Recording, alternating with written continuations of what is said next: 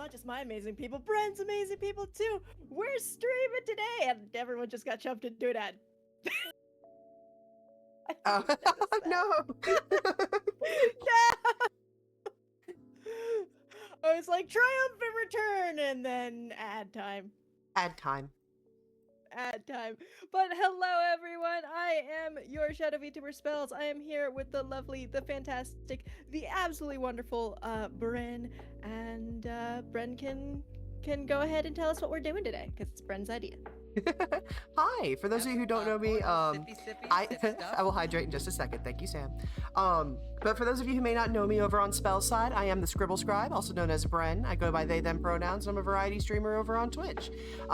So today we are actually doing something that we call Highway Hijinks. And Highway Hijinks is pretty much a kind of like a podcast style we sit down, we chit chat, we have a topic that we kind of focus on, that we like vaguely come back towards and talk about with chat, something that we both like to talk about and are fairly passionate about. And today we are actually talking about accessibility in gaming. Both Spells and I have a plethora of problems that unfortunately keep us from playing a whole lot of games, and we think it's very important to kind of spread awareness and talk about things that some game developers could do either better, or some things that game developers are already doing that help us a lot. And we just wanted to share that with you guys, get your thoughts while we just hang out for a little while. Yeah, we're gonna be ranting. We're gonna be ranting a lot. Oh, there's so much ranting. Thank you for the lurk, Sam.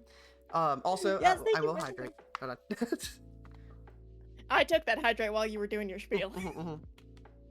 Cheater. But yes, so for those of you who don't know, part of what I do on my channel is accessibility. I talk about it. I have a very big focus on it. Whenever we play games over there, we start a brand new game, we always look at the accessibility options that are available in games. So it is a big part of my channel and something very near and dear to my heart, purely because I want to play more games. Absolutely. Developers, please. Please, we're on our knees. Let me give you my money. Yeah, this is us begging. Please, let us give you our money. We're on our achy breaky knees. I know. But yes, for those of you who, just to kind of give my little for those who don't know, I have a lot of cognitive issues. I am chronically dizzy. The name dizzygradespells is not just for shits and giggles, although it is partially that, but it is because I do suffer from chronic vertigo. I have photosensitive epilepsy. I've got migraines. I've got issues where words randomly stop having meaning. And I've got memory loss issues because of my medication, actually, ironically enough. The seizure meds give me memory problems. It's fun. Side effects. So, I know, right? So all these things come together. But I've also educated myself too on other accessibility needs and problems, and so I came with notes. I did homework. Lurk, so I can count as a viewer. Oh, awesome! Triton, you're awesome. Thank you, Triton. But yeah, no, I completely get it. So, previously, before, so I actually myself just sustained some pretty severe head trauma earlier this year, that has led to some similar neurological and brain issues, unfortunately. But previous to that, I actually have, some pretty severe nerve damage, particularly in my hands, that prevents me from playing games using any kind of, like, keyboard setup. Which means that if a game does not have controller access, it is very unlikely that I'll ever be able to play it. And that's something that minor is something that I've struggled with in terms of trying to play any kind of game that is like in the horror genre or stuff like that. But now post traumatic brain issues and stuff like that, I ended up with severe post-concussion syndrome due to 3 consecutive concussions in one fall. Because every time you sustain an impact to your head where your brain touches the side of your head, that is 1 concussion. And the way that I fell, I hit my head multiple times and sustained 3 concussions in one, incident. And because of that, my healing has been incredibly slow.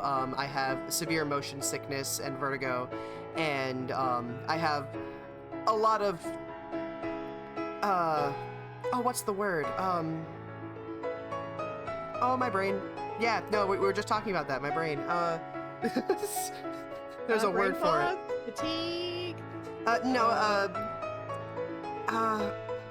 like learning how to live with things. Oh, okay. Yeah. Adjustments. Yeah. I have a lot of adjustments that I'm making and learning, and that includes within gaming. So that's something that I have been kind of like figuring out as we go. One of them, I think the most prevalent one, is that I can no longer play a lot of first-person games without feeling like I am going to throw up. Oh yeah, no, I remember that hit. I remember that hit very well because I used to love to play Halo and Portal, and I used to love my FPSs, and then I got chronically dizzy, and it was just like, no, this is a terrible idea. Exactly. First person. Go ahead, sorry. Oh no, I was just gonna say, first person and dizzy people, not great. No, absolutely not. I remember I was devastated because I had actually just started playing, so I really love, hold on, Triton says that they can't hear you over on your side. Oh, they can't hear.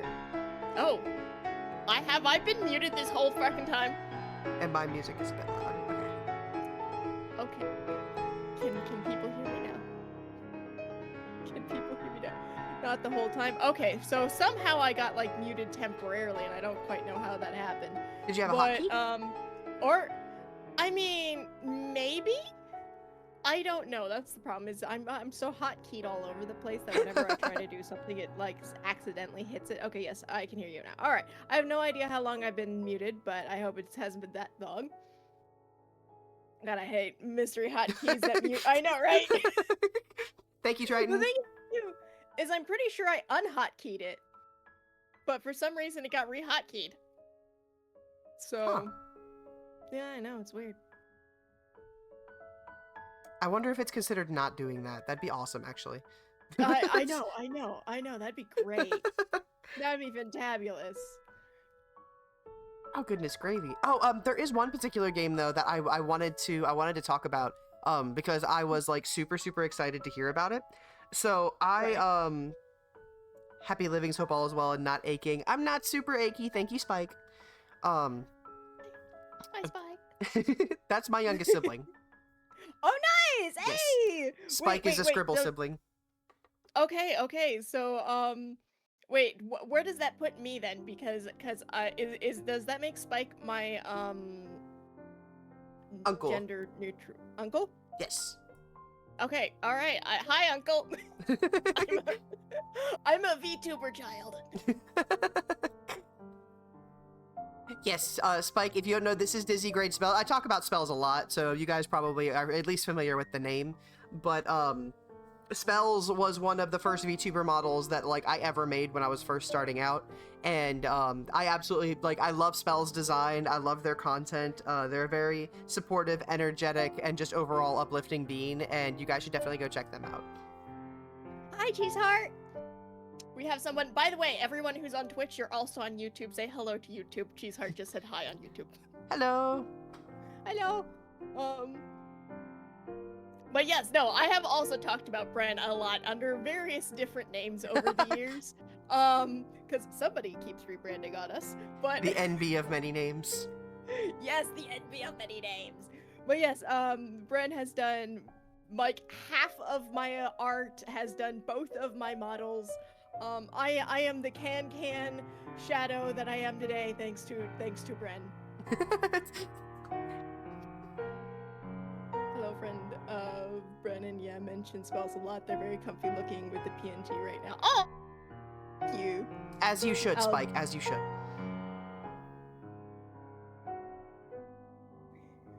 Yes. We were saying, games that you can't play anymore. Yes. Oh, no, actually, this is a game that I couldn't play, but recently added accessibility features, and now I can, which I think is awesome. I'm so excited about it. Oh, which one is it again? So it's Avatar Frontiers of Pandora.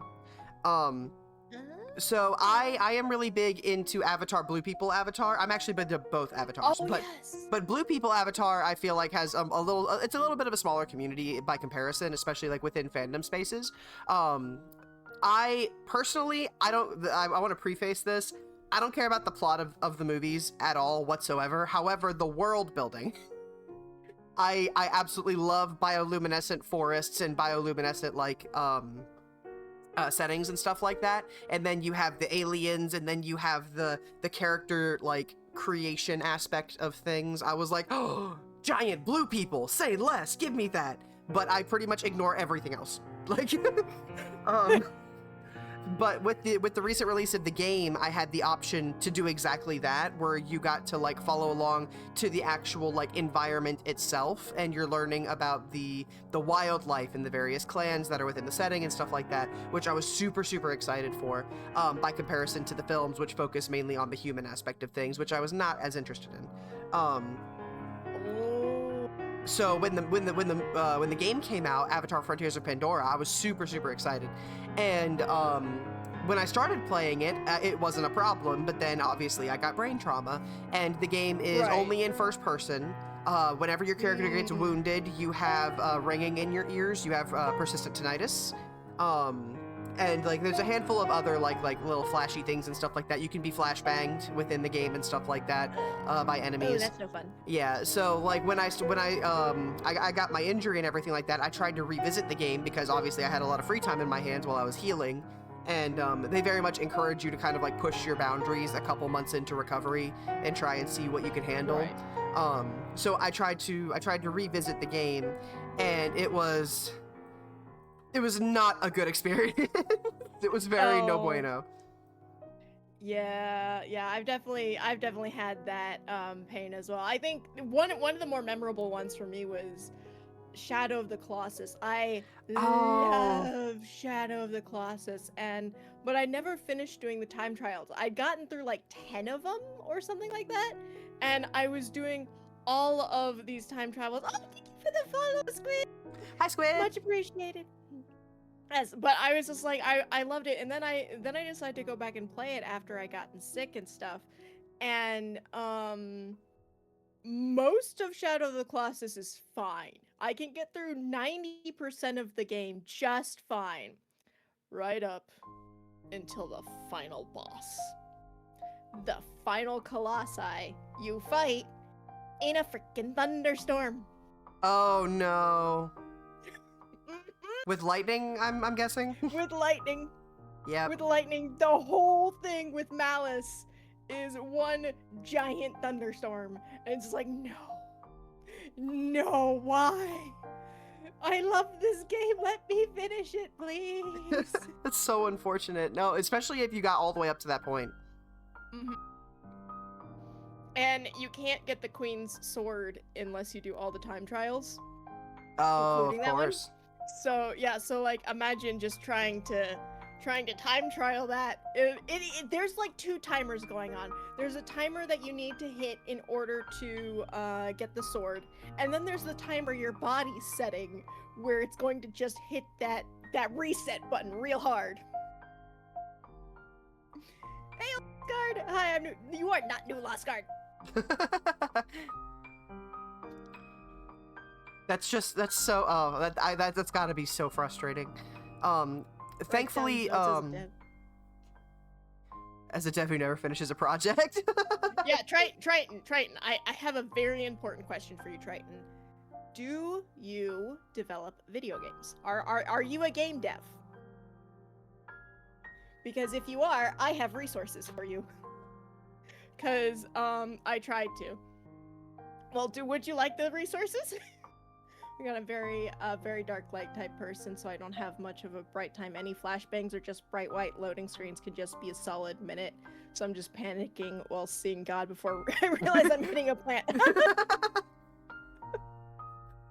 Sure. All right. Yes. So this is one of the reasons why I was just like, I need notes for this, because there are 2 websites that I find that are very important when it comes to gaming accessibility, which is the Accessible Games Initiative, and then the Gaming Accessibility Guidelines, which is one that like anytime a dev is just like, oh man, I'd love to add some stuff, but I don't know what to add, and I'm like, here, just this entire website will tell you what to do.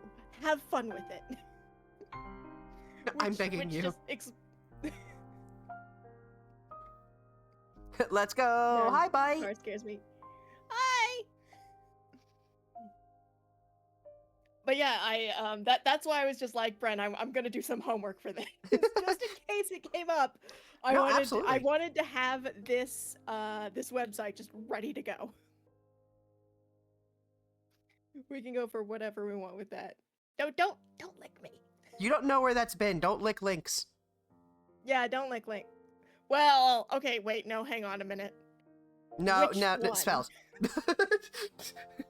Put that down. You know where it's been. I mean, if we're talking Tears of the Kingdom, I know exactly where he's been. All right, I'll just chuck him in the water with Sidon for a little bit, and then it'll be fine. Devs are starting to do the more colorblind mode, change health bar colors. Oh yes, no, that has been. I've heard a lot of people that have been extremely excited about that. That is one of the accessibility features that Avatar: Frontiers of Pandora actually added. Oh yes. Yes, yeah, no. The colorblind is actually really, really important. Although what they have to do is they have to not pull an atomic heart. Did you hear what Atomic Heart did with their colorblind mode? So the colorblind modes are meant to allow people who are colorblind more easily see the game, right? Mm-hmm. You know, they change. Most of them, the current common practice, which is really not a great practice at all, but it's the easiest thing, is you just put a filter over the screen, boom, done. Colors are changed, right? Mm-hmm. And a better way to do that would be to do something like where in Street Fighter, I think it was Street Fighter, it was one of the fighting games where instead of like they put textures over each of the characters, so like one character got like hearts and one character got like stars, and that's how you told the difference between the two. So rather than colors, they used shapes, which is a really smart idea. Mm-hmm. But it might have been Tekken, yeah. But one of the things, what Atomic Heart did, they went with the whole, you know, color filter idea. Except instead of doing color correction for those who are colorblind, they did color simulation, where it simulated what the game would look like if you were colorblind. Oh.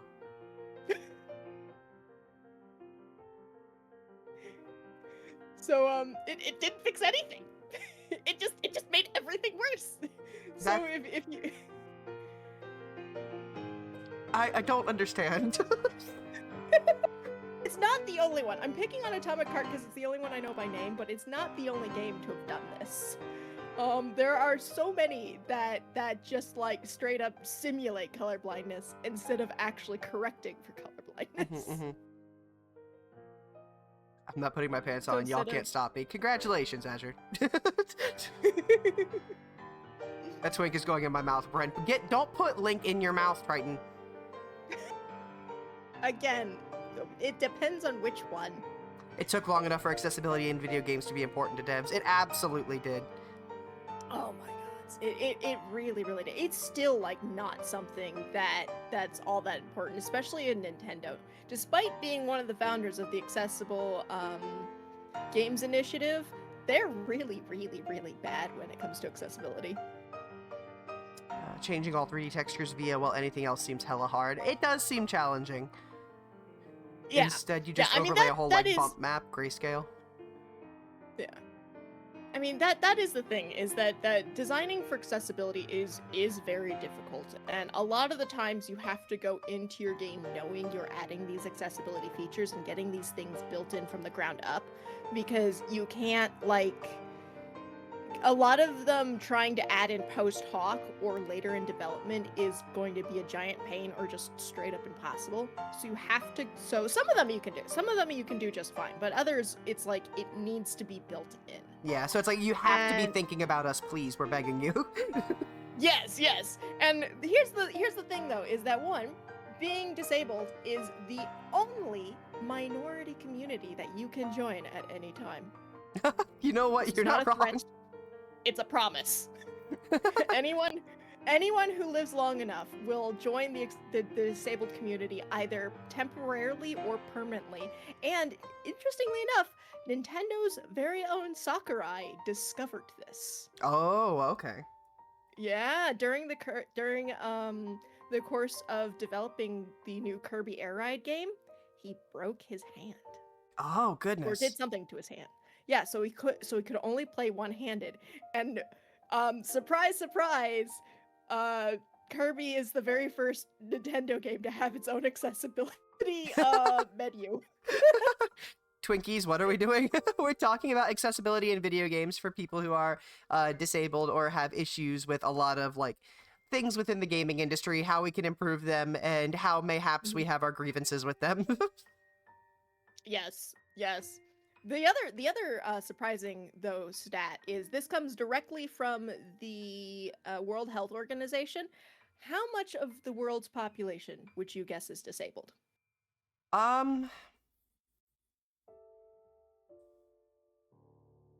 I'd say a good like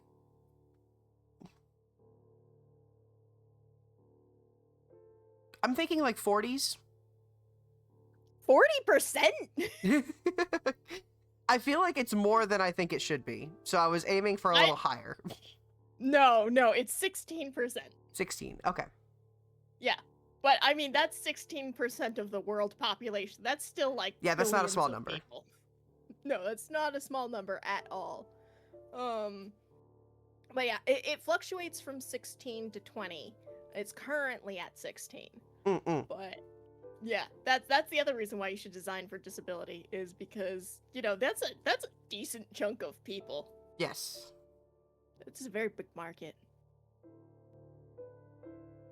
Way more people think, considering most people would only think of visible disabilities. I know, yeah. Yeah, that's also a rough part, especially when things are going on in your noggin. It's like it can be very easy for people to underestimate the amount of issues or trouble that you actually need to go through.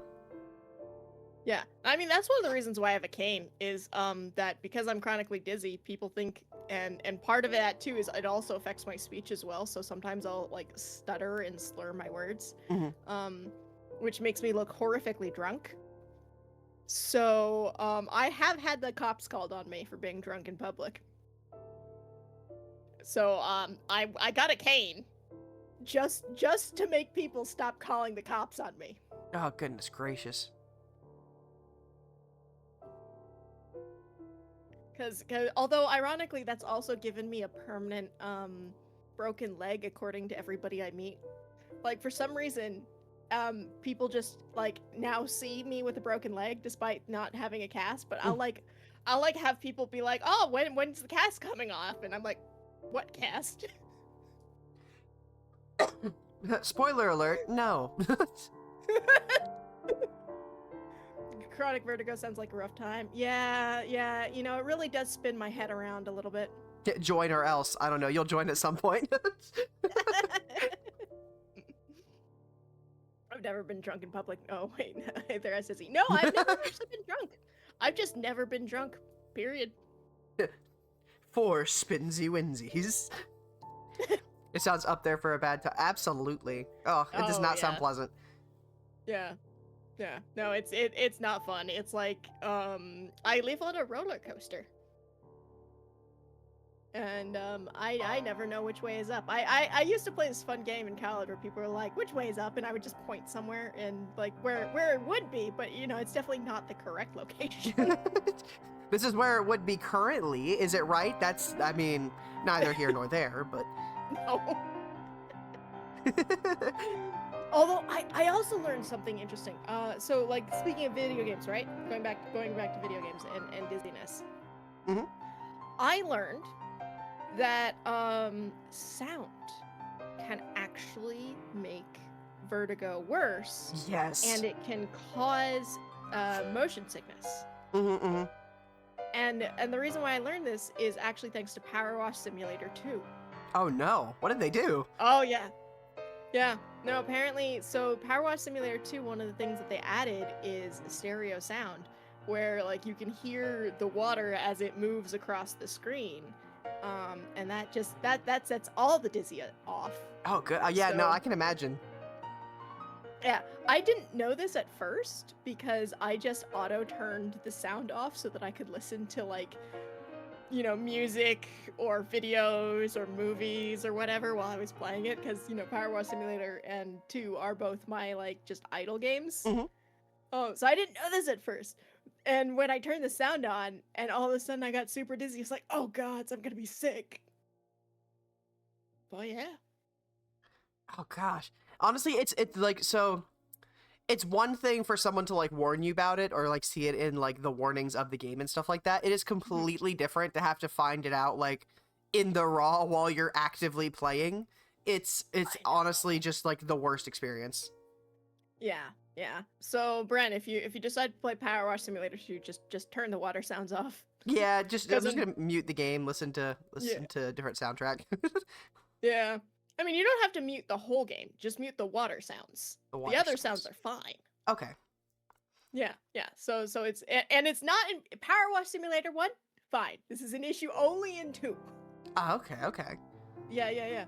Because 2 is the one that has stereo, and there's no option to turn it back to mono. If it was if it was in mono like it is in Simulator 1, it'd be fine. But because it's got the stereo sound going on, it's just like no. Okay, I gotcha. I know that like go ahead. Oh, I was just gonna say that's another accessibility feature. Is the ability to turn stereo and mono, switch between them. Yeah, there's like a whole bunch of issues that you can have within like audio itself affecting like just about everything. I feel like a lot of people don't realize exactly how much it affects you. Yeah. Like really low bassy sounds, especially like explosion-y sounds, can actually trigger seizures. Cheesy crackers. Yeah, I know, right? You cannot, in fact, drop the bass. No, I cannot drop the bass. Drop the bass, drop the spells. I can't drop the bass. We also drop the body. That's a 2-for-1 special, guys. I know, right? You can set the entirety of your computer to mono to avoid that for anything. Ooh, interesting. I mean, that doesn't work, though, if you have, like, a Switch or whatever, or a Steam Deck. I mean, that only works if you're on the computer. Goodness gracious, I've learned why I was feeling sick the one time while playing Resident Evil Biohazard, since I played it about 5 times, and only for so long, since it made me feel somehow dizzy or sick. It came out at a point and watched me play for a minute before saying the screen made her feel sick too. Yeah. So sometimes with stuff like that, depending on what it is that's affecting you, turning off motion blur can help a lot. What is the other one? It's like VSync or whatever? Yes, VSync. Yeah. VSync can also turn that off. Turning off head bobbing and adding a reticle as well. That's another option that devs can include, is if they put like a reticle in the middle of the screen, that can reduce motion sickness. Something that helps me a lot with a handful of games is that I have to play in windowed mode. Having the stationary screen around the moving parts helps significantly. Oh, okay, all right. For me, it's the size of the screen. So, like, if it's smaller, I'm okay. But if it's, like, bigger, then I start having problems. Gotcha. Let the bodies hit the floor with the bass. Yeah. Yeah, exactly. Drowning Pool is currently on their way for copyright infringement. They'll never catch me, Azure.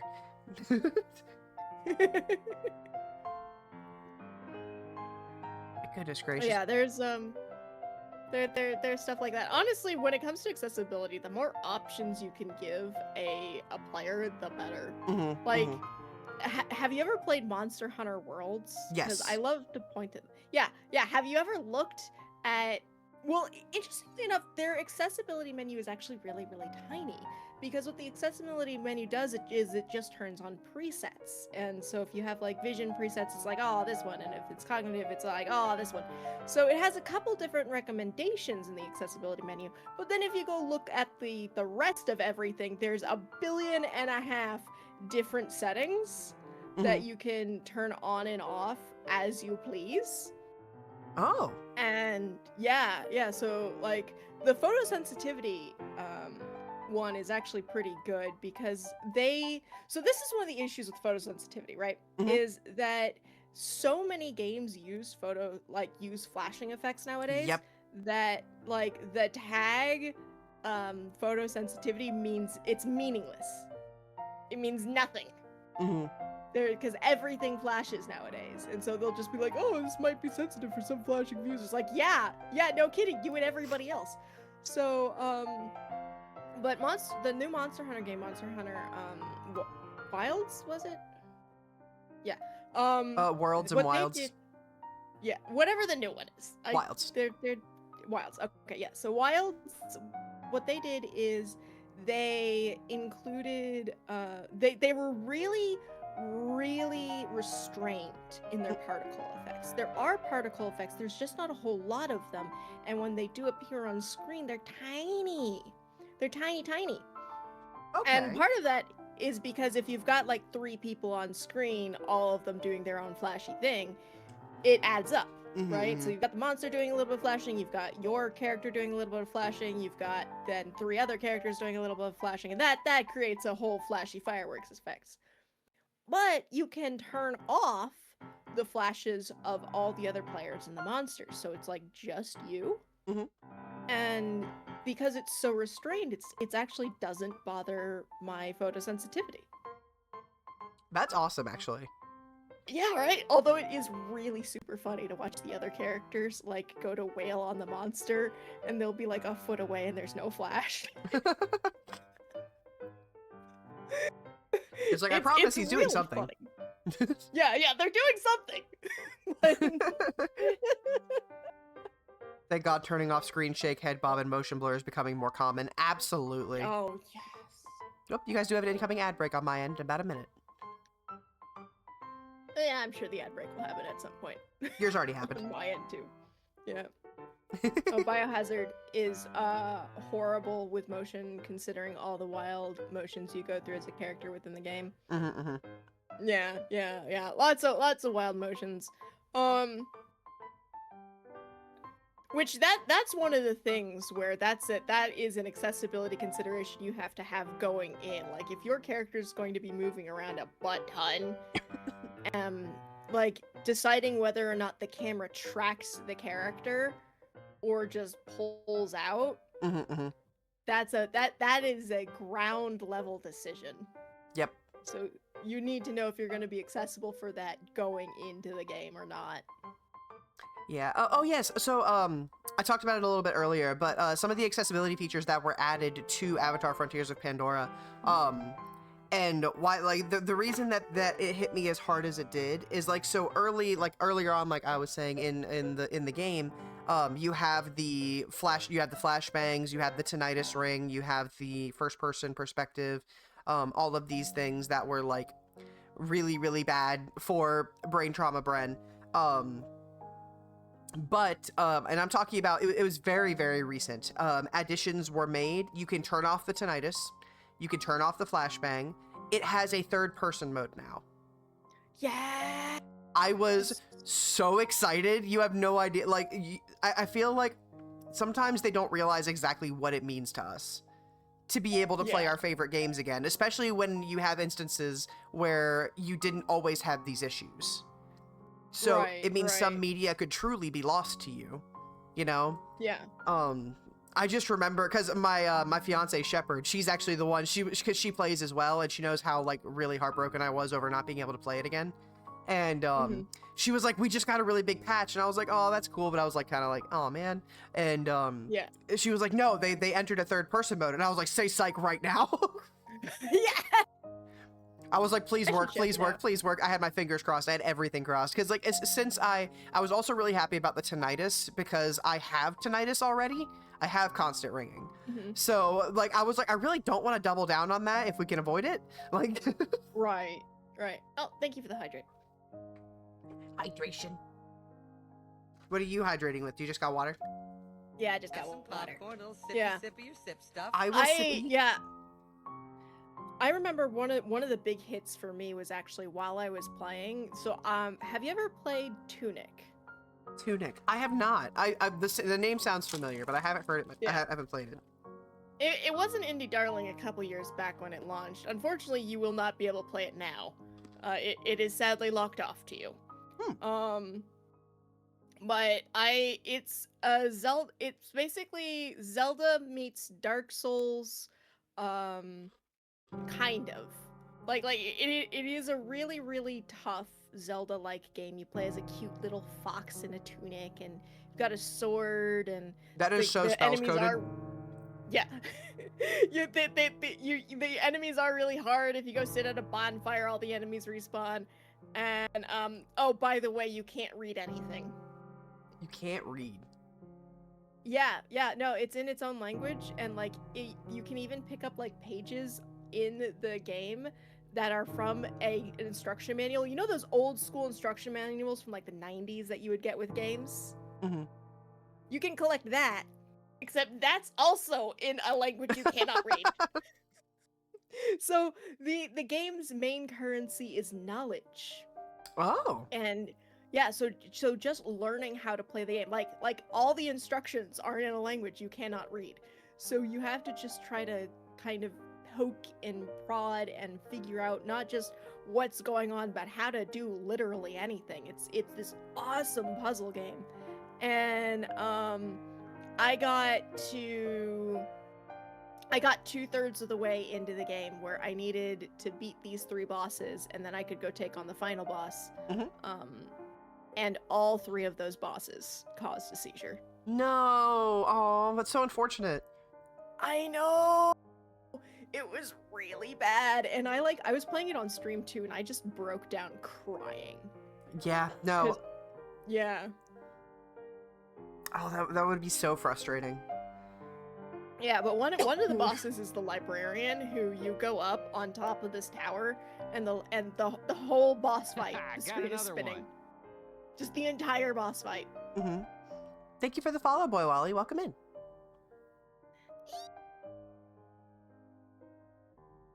Gosh, that's just because like especially if it's a game that you're like really invested in at the time, it's like suddenly having issues where you didn't at, like near the front of the game. That's an extended period of time where you thought you were safe to keep going.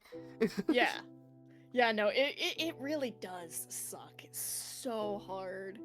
And that's where something like, again, the fix there would have been 1, static camera from the librarian. Please, dear gods, it was not necessary to make that camera spin the entire fight.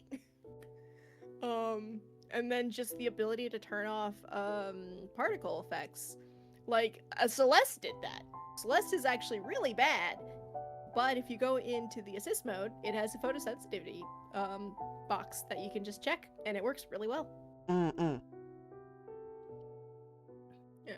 Falls into a subset of Metroidvanias, colloquially referred to as Knowledgevania. Really? Oh, yeah! Oh, Thank you for we got rated! We got rated! I got it. Best Be rated us. Hey, yo, thank you! Brent, should I do the thing? Yeah, go ahead. All right. I'm gonna say, welcome on in, Raiders. I super duper appreciate you. Welcome on in, everybody. Thank you so much for coming in, and please give Best Bean a good old follow, because Best Bean's awesome. But hi, Best Bean.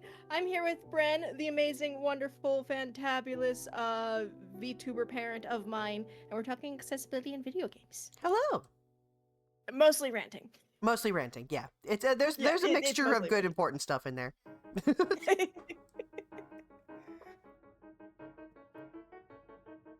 Yeah, but I didn't know that there was Metroidvania had like a subset called Knowledgevania. That's really interesting. I actually really enjoy that. Yeah, I know, right?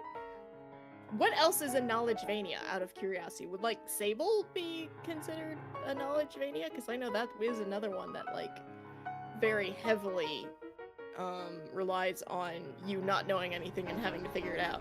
But I don't think it's a Metroidvania. Yeah, it's a not very agreed upon name, but instead of finding power-ups, you just learn how to continue. Ooh. Yeah. The one and only has arrived. Hello there, person. Nice, you're honestly increasing my awareness of accessibility in games. I can't lie. Yes, that's the goal. Yes. Look, the entire goal of my channel was to bully at least one developer into adding accessibility features into their games. You know what? That's honestly an amazing goal to have. I cleared that goal. I had one developer who went and added more accessibility features into the game. That's amazing. After I reviewed it on the channel. So, what's Dead Cells considered? I've never played Dead Cells, so I have no idea. I think Outer Wilds was the first time the name started popping up more regularly. Oh, Knowledgevania? Yes. Roguelike Metroidvania. Would Blueprints? I mean, it's not a Metroidvania. It's a what's the word that Hades is? Roguelike. Yeah, roguelike. Thank you. Yeah, it's a knowledge-like. I could see that. Yeah, right? Yeah, no, especially the first one. Mm-hmm.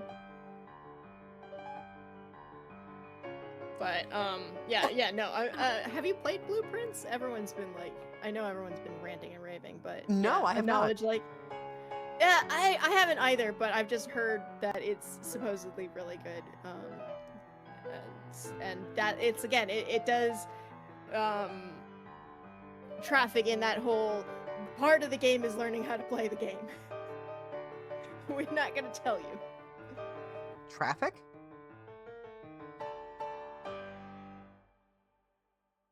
Wait, traffic? I think I misheard you. I heard the word traffic and I was really confused. Okay, yeah, no, now I'm confused. It's a confusion circle. No, it's knowledge. Basically, you need to learn how to play the game, and it does traffic and knowledge. That's... Have either of you played Franbo? I have forgotten if you have Eldest, but I remember. I don't know what Franbo is. So Franbo is a horror game, but it is a point-and-click style. It is, it's got a lot of, like, really gruesome imagery, definitely, like, be warned, but it was one of those games that came out kind of in the peak of having the era of, like, kind of more, like, childish-themed horror games where you're exploring as someone young who doesn't quite grasp the concept of the, like, severity of things that are happening. Right, so it's the kind of game that makes me cry under the table. Yes, absolutely. It's not like I was saying though. It's point and click, and it's like almost everything is kind of like it's almost Paper Mario-esque. Honestly, it's very like two-dimensional, so it takes away a lot of the like inherent like tension and horror initial like the initial suspension and stuff like that. All comes narratively as opposed from visually. Got it. Yeah, it's not a bad game. I've seen a couple different playthroughs of it. I haven't played it myself though. Oh, that actually reminded me. So speaking of horror and accessibility, did you hear about Peak? Peak?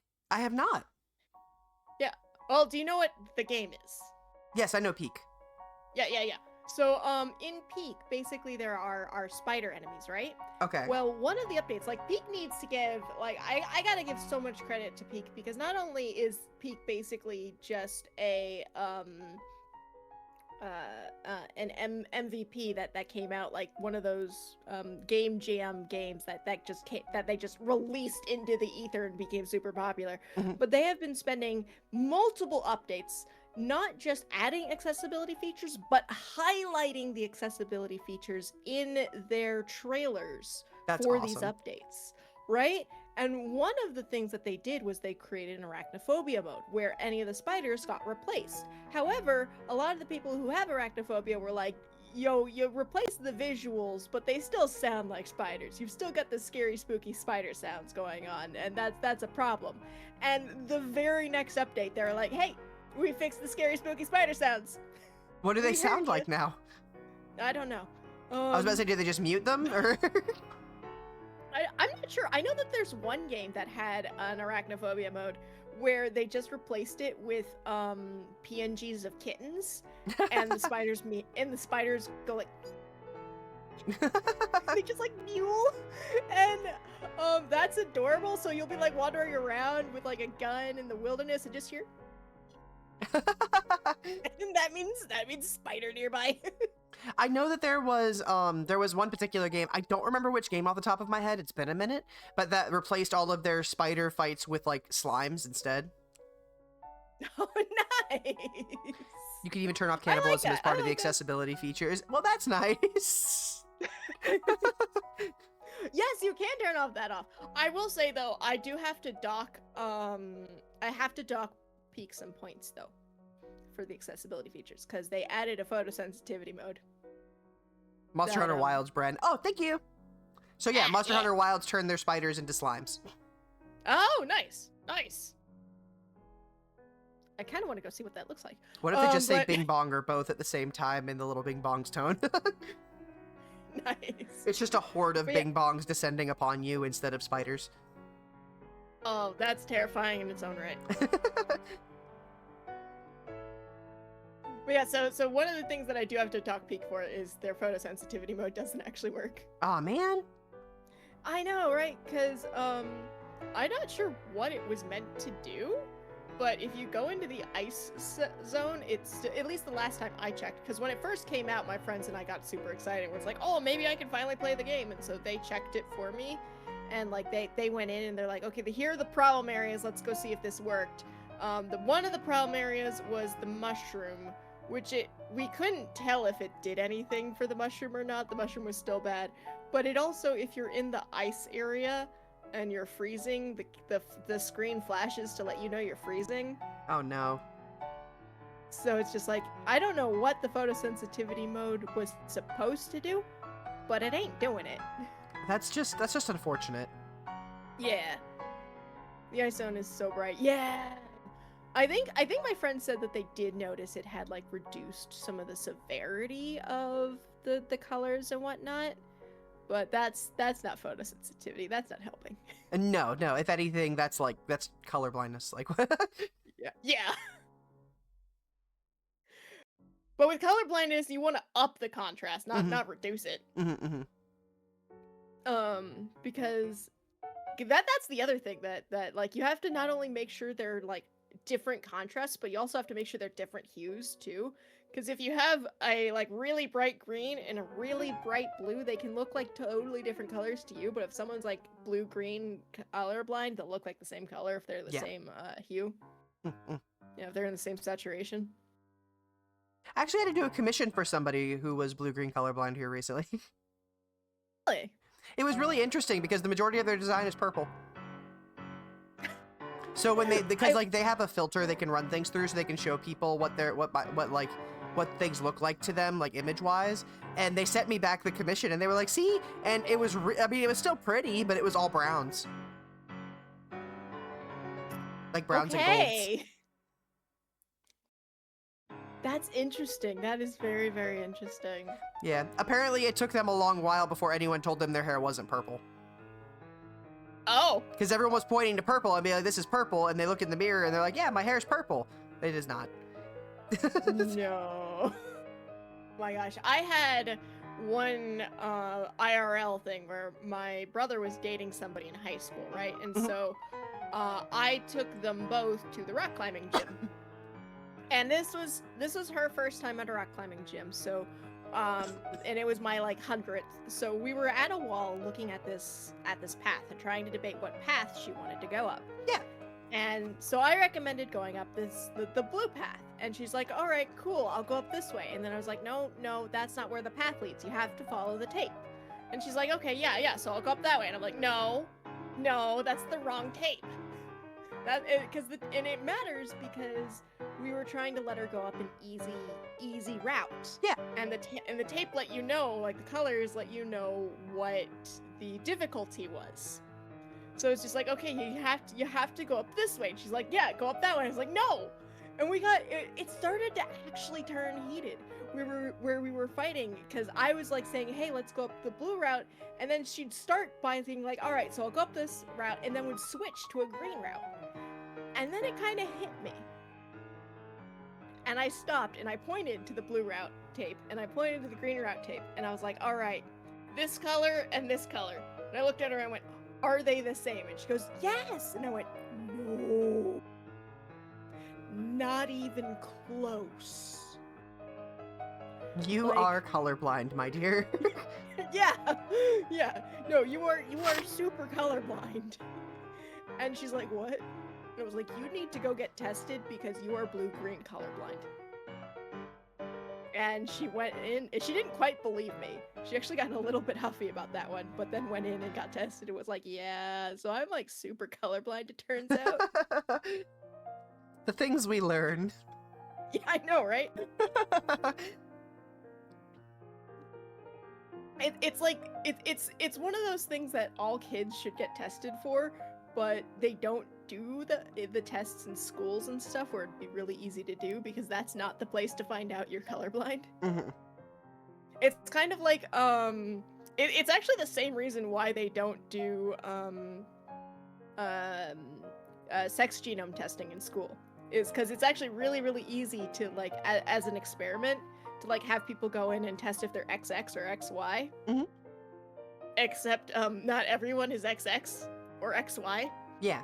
and school is not the place to find out that you're different.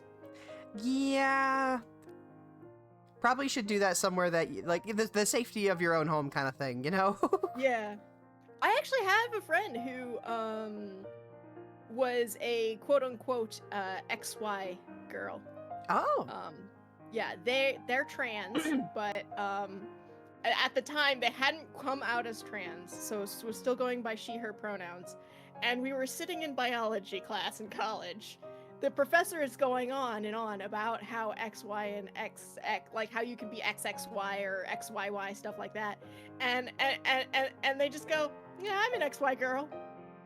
Like, just in biology class. Well, now you have become the lesson. Congratulations. Yes, and I was just like, I don't have time to process this and also take notes. So I'm just gonna take notes. It's like, that is fascinating. It was like, not the place to tell me, though. Like, I don't mind if you want to tell me, that's great, but like, time and place. I can't rock climb to save my life. I can rappel like a wizard, though. My body won't allow me to carry my own weight up a wall. Yeah, no, it actually does take a lot of strength to lift your own weight up a wall. I did parkour in college, and I learned that it takes a lot of training to get the strength you need to lift yourself up. My upper body is awful. Surprisingly, my upper body is one of the few things that like still works, but that might just be because whenever I lose use of my legs, my arms become my legs. Yeah, it's you gotta double down. Yeah. So just, you know, dragging my useless legs across the ground going, huh. So I got gams. You see, I had a stint for a little while there. There is it's an app, right? And it's a game. It's Right. called Zombies Run. And Zombies Run is a like a first-person zombie apocalypse fitness app. Yeah, I think I've heard of it. Yeah, where you probably from me, honestly. I know very few people that have also played this alongside me, but you're following a story like narratively, where you are like experiencing a zombie apocalypse, and you are part of a like settlement that is surviving, and you have to make like supply runs and stuff like that, and to prompt you to run faster, so you can go into your settings and you put in your like you can either put in your location, or you can hook it up to a step counter, and what it does is that you get to choose how much you want to increase your speed in order to escape the zombies, but they start playing zombie noises in your ears, and you have to outrun them. You have to increase your pace or your speed by like a set amount that you get to set, and that's how you like you go back and forth between your jog and your sprint, or your walk and your jog, you know. And this game would terrify me. I loved it. I was obsessed with it, especially like I think it was my very early 20s. I was absolutely smitten with it, and my legs got so swole. I remember particularly there was one episode where you hear a kid crying, and you have to go get her before the zombies get her. It was the fastest mile I've ever run in my life. Like, Something about it knocked in, you're on your activated my own. neuron. I was like, no! That was definitely by design. I love hearing you talk about Zombies Run. I got a lot of feelings about Zombies Run.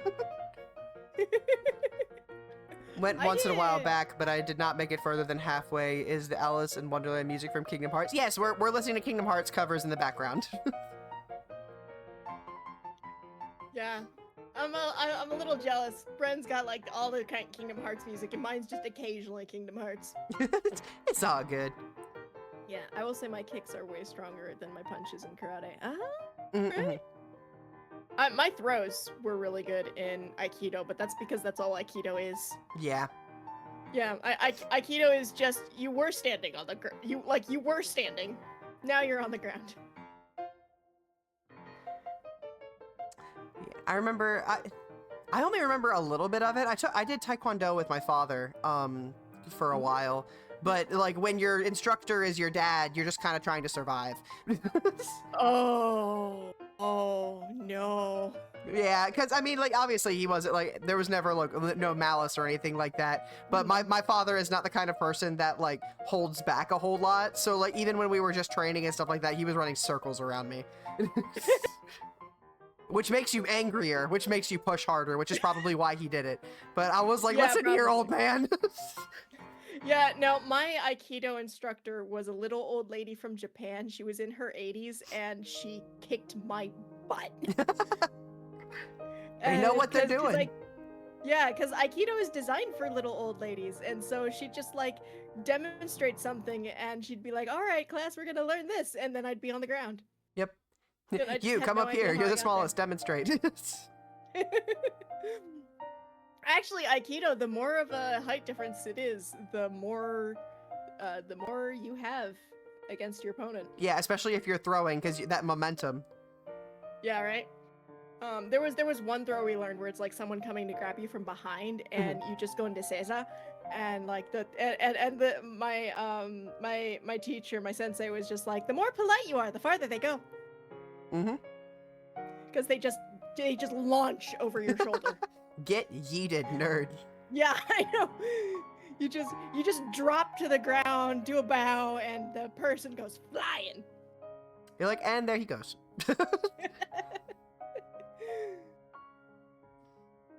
Goodness gracious. Ugh. Oh, I miss martial arts. Oh, me too. Goodness. It was a good way to blow off steam. I know, right? Or get a massage. Because like Aikido, if you're not trying to break someone's arm, feels really good. Mm-hmm. I remember once I was in this pin, my arm was like up behind my back and just, just being twisted, and my opponent was like going, and they're like, "Are you gonna tap out?" I'm like, "No, that feels good. Keep going."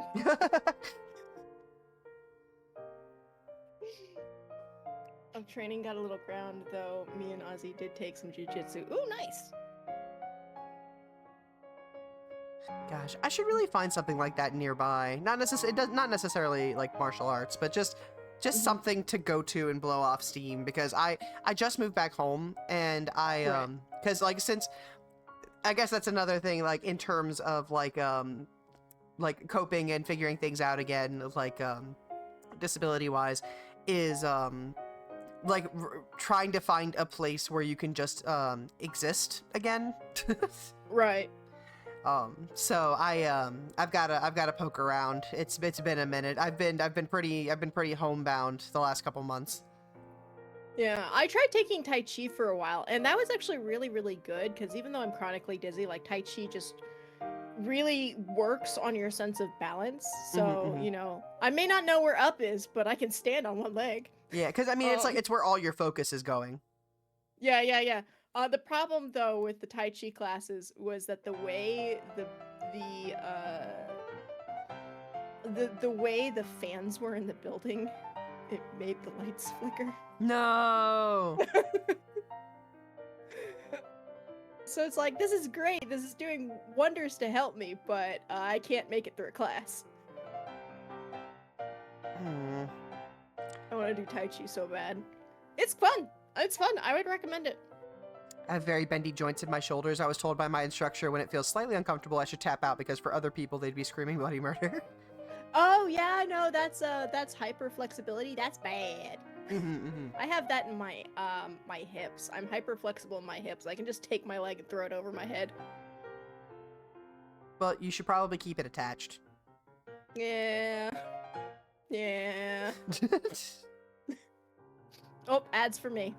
Ads. Speaking of Bren. Yes? Bren. Yes? You. Yeah? Thanks to you and that clip that you sent me, the stupid plate commercial song is stuck in my head still. Zoo Pals! Bren sent me the Zoo Pals thing like days ago, and it's still stuck in my head. So here's the thing. Me and one of my old roommates, whenever we got like really, my mother-in-law calls it family time when everybody's just like hanging out in like the living room or something like that. Everyone's on their phones but not really focusing on anything. We're just kind of chilling, body doubling. My mother-in-law calls it family time. But whenever we would have family time in the living room, we wanted to put something on just to play in the background. So I would look up these giant compilations of 90s commercials. Just cuz. And we'd be like shuffling around the house like ch-ch-ch-chia. Like Oh no. just like there were so many that just got stuck in your head, and it was we had so many good references from that. It was so good. But one of them was definitely Zoo Pals because it's like one of the most memorable 90s commercials. Yeah, all right. No. Here it is. New video game horror idea. It's just 90s commercials. It's just 90s commercials.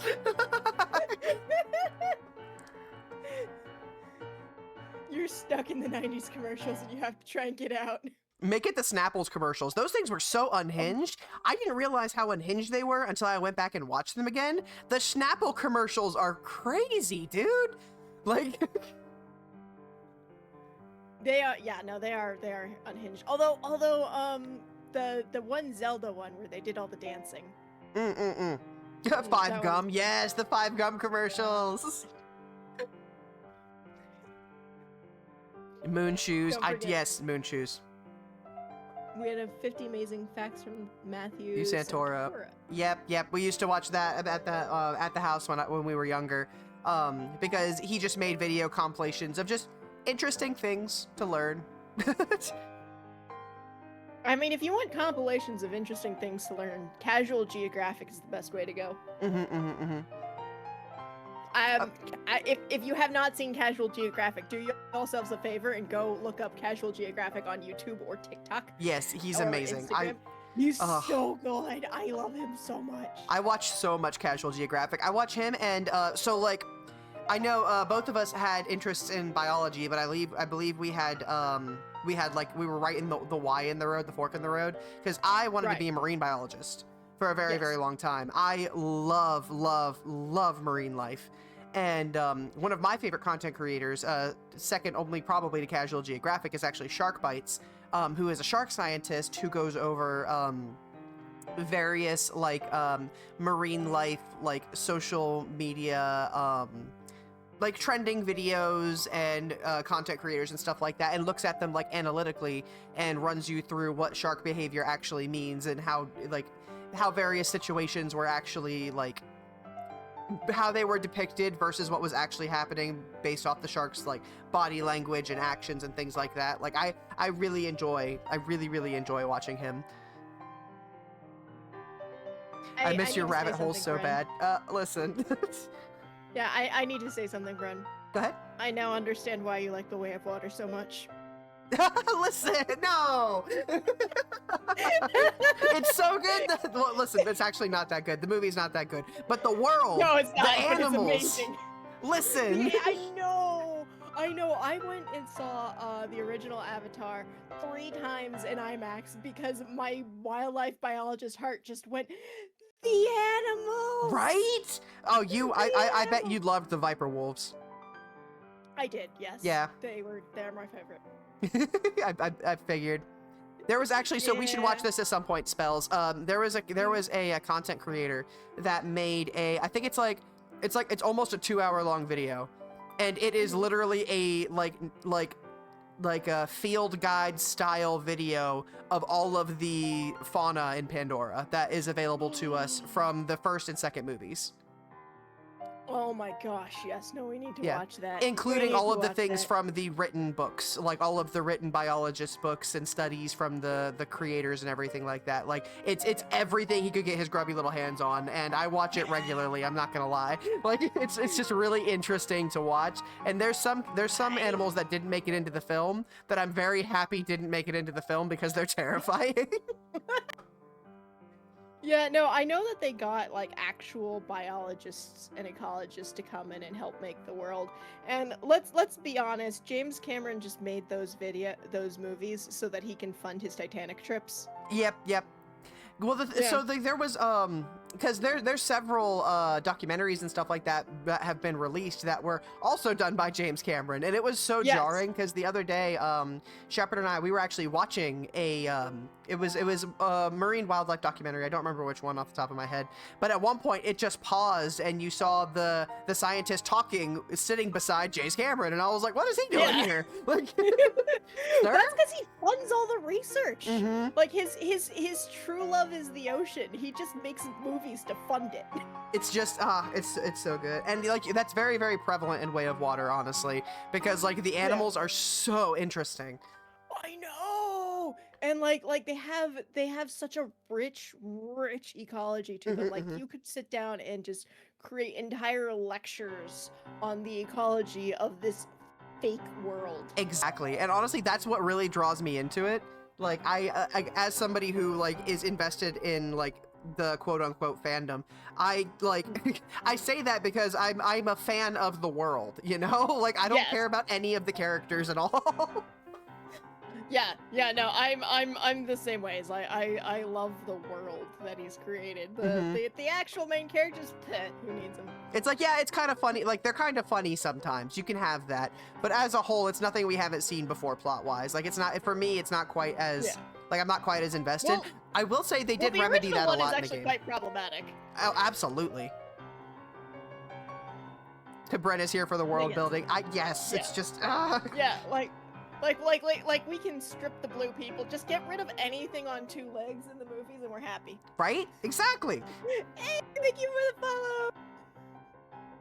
As you should. Oh, good job, Andarta. Get him. No, don't get me. I'm small and squishy. I am small, please. Yeah, no, Brett actually sent me the promo image for today, and my first thought when I looked at it was just the height difference, and I was like, oh, you made it realistic. I gotta put it on my to-do list. You need an actual PNG. Like, what do you mean I need an actual PNG? You're a square in a car seat. I mean, do none of... Okay, all right. You know what? Fine. Here, how about that instead? Does that make you happy? Yes. Okay. Although you are now very tiny. Hold on.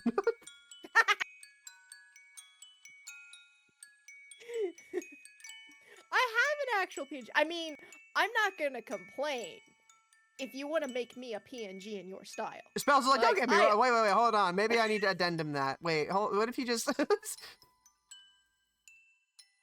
I have some idea. Yeah, like I won't complain if you want to yeet one at me, but I do have one. I have several thanks to you. Like again, for those of you who have been seeing like some of my alerts, a lot of my alerts are by Bran.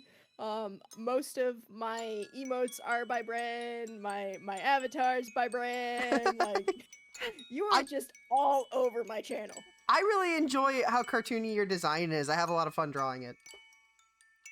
I do love it too. The one thing that I am sad though about moving from PNG to live 2D is the number of fingers changed. The number of fingers changed? Yes. The PNG, the one that I give to everyone as the reference, which is the original one that was made, has 4 fingers. Mm-hmm. And that was a specific request on my part. because, you know, cartoon characters have 4 fingers. Oh yeah, I had to add a 5th one specifically for the hand rigging, didn't I? Yeah, you had Yes, to I add the remember 5th now. for the hand rigging. It's been a minute. So we I remember having that conversation with Doxy because I was like, it's like Dizzy wants hand rigging. Can we do that? Is that possible?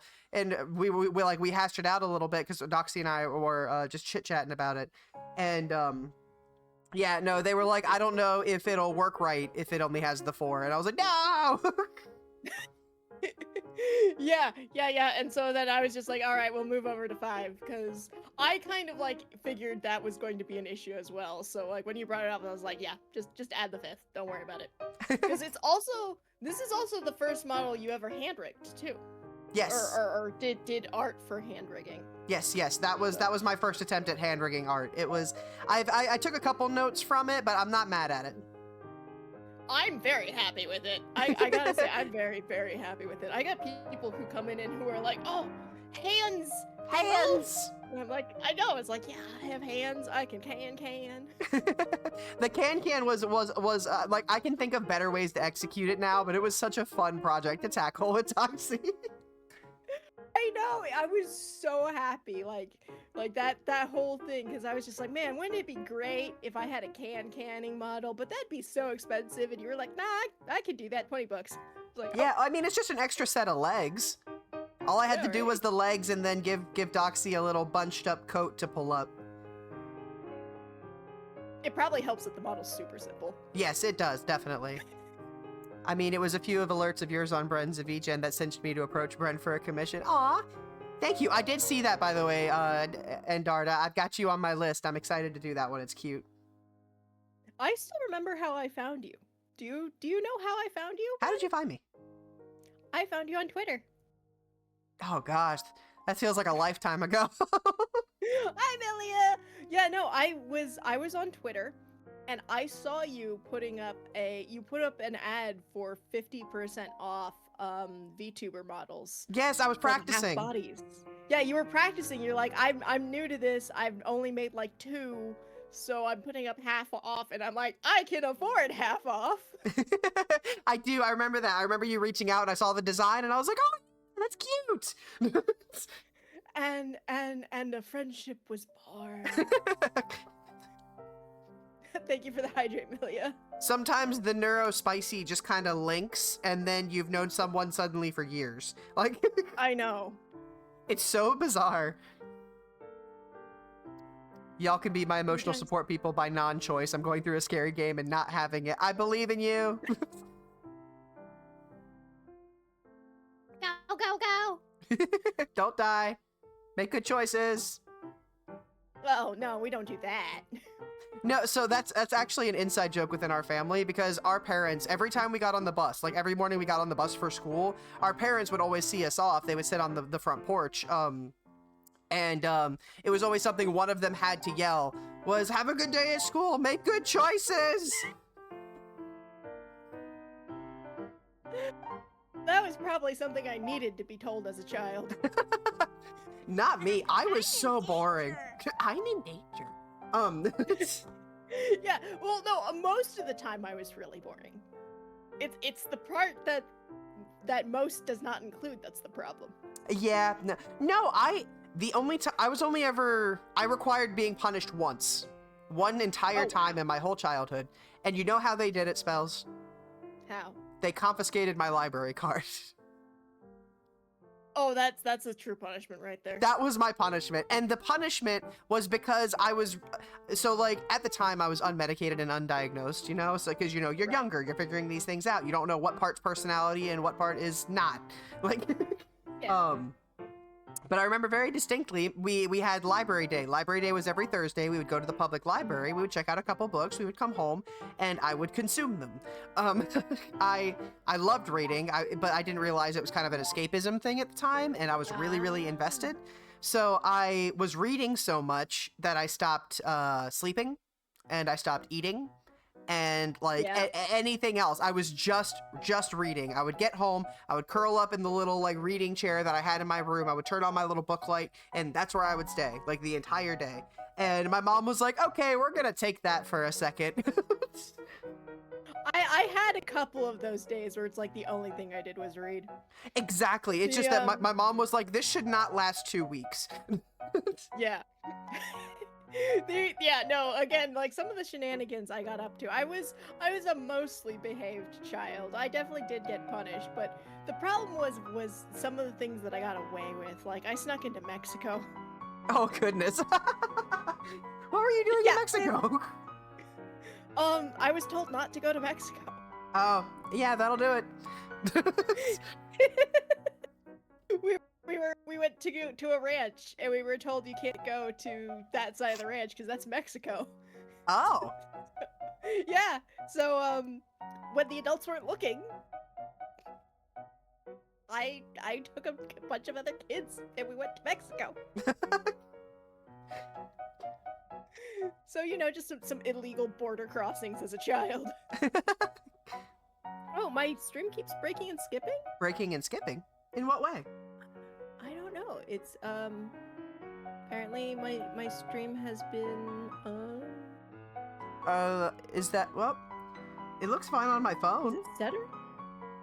Yeah, it looks I fine. also can't hear the audio, so I'm, you know. Yeah. What else do you expect kids to do when you tell them to do that? I know, right? Brad really likes the mouthfeel of consuming books. Yeah. Oh, yeah, because you said you eat, well, you consume them, so nom nom nom nom. The fiber. It's good for your tummy. I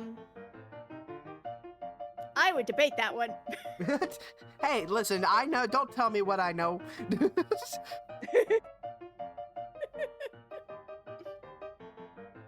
It's not doing it right now. If it starts behaving the second I call it out, rude.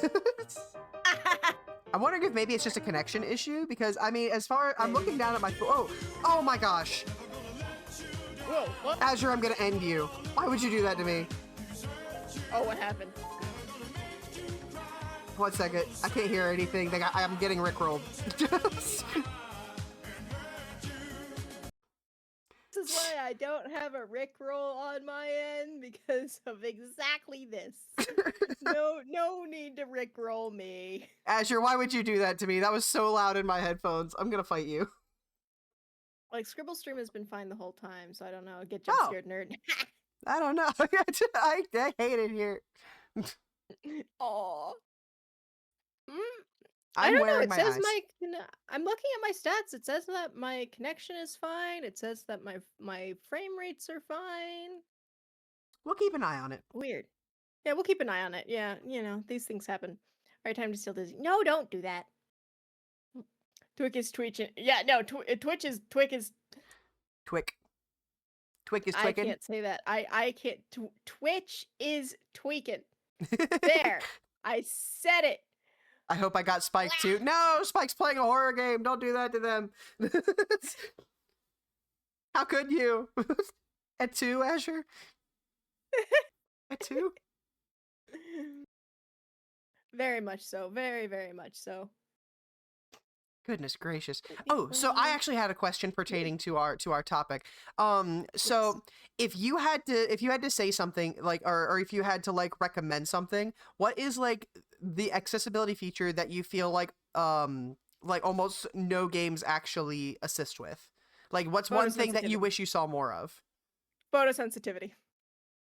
I see it so rarely, and most of the time when I do see it, it's done poorly and doesn't actually work. Like Halo, when the first open world Halo came out, they had this whole thing about how they added a photosensitivity mode. It doesn't affect the cutscenes, and it only works in single player. Okay, what was it exactly that what did they try to fix? It was that they or what did they fix incorrectly, I should say. The full screen flashing effects. So there was still full screen flashing and like flashbangs and all that jazz, and it's the peak situation where it's like they fixed one thing and then completely ignored everything else. Oh, thank you for the hydrate and stretch. But photosensitivity is so rarely seen and so rarely added, and like I was saying before, like So many games lean on flashy side effects that it's just like it's a serious problem. And the thing too is that like with photosensitivity, it's not just like migraines which cause physical pain. Yep. You can also kill somebody with your game. Here, hold on. I also got to stretch. Here. Yeah, I gotta 1, 2, 3, 4. 1, 2, 3, 4. I actually started doing that counting because of you.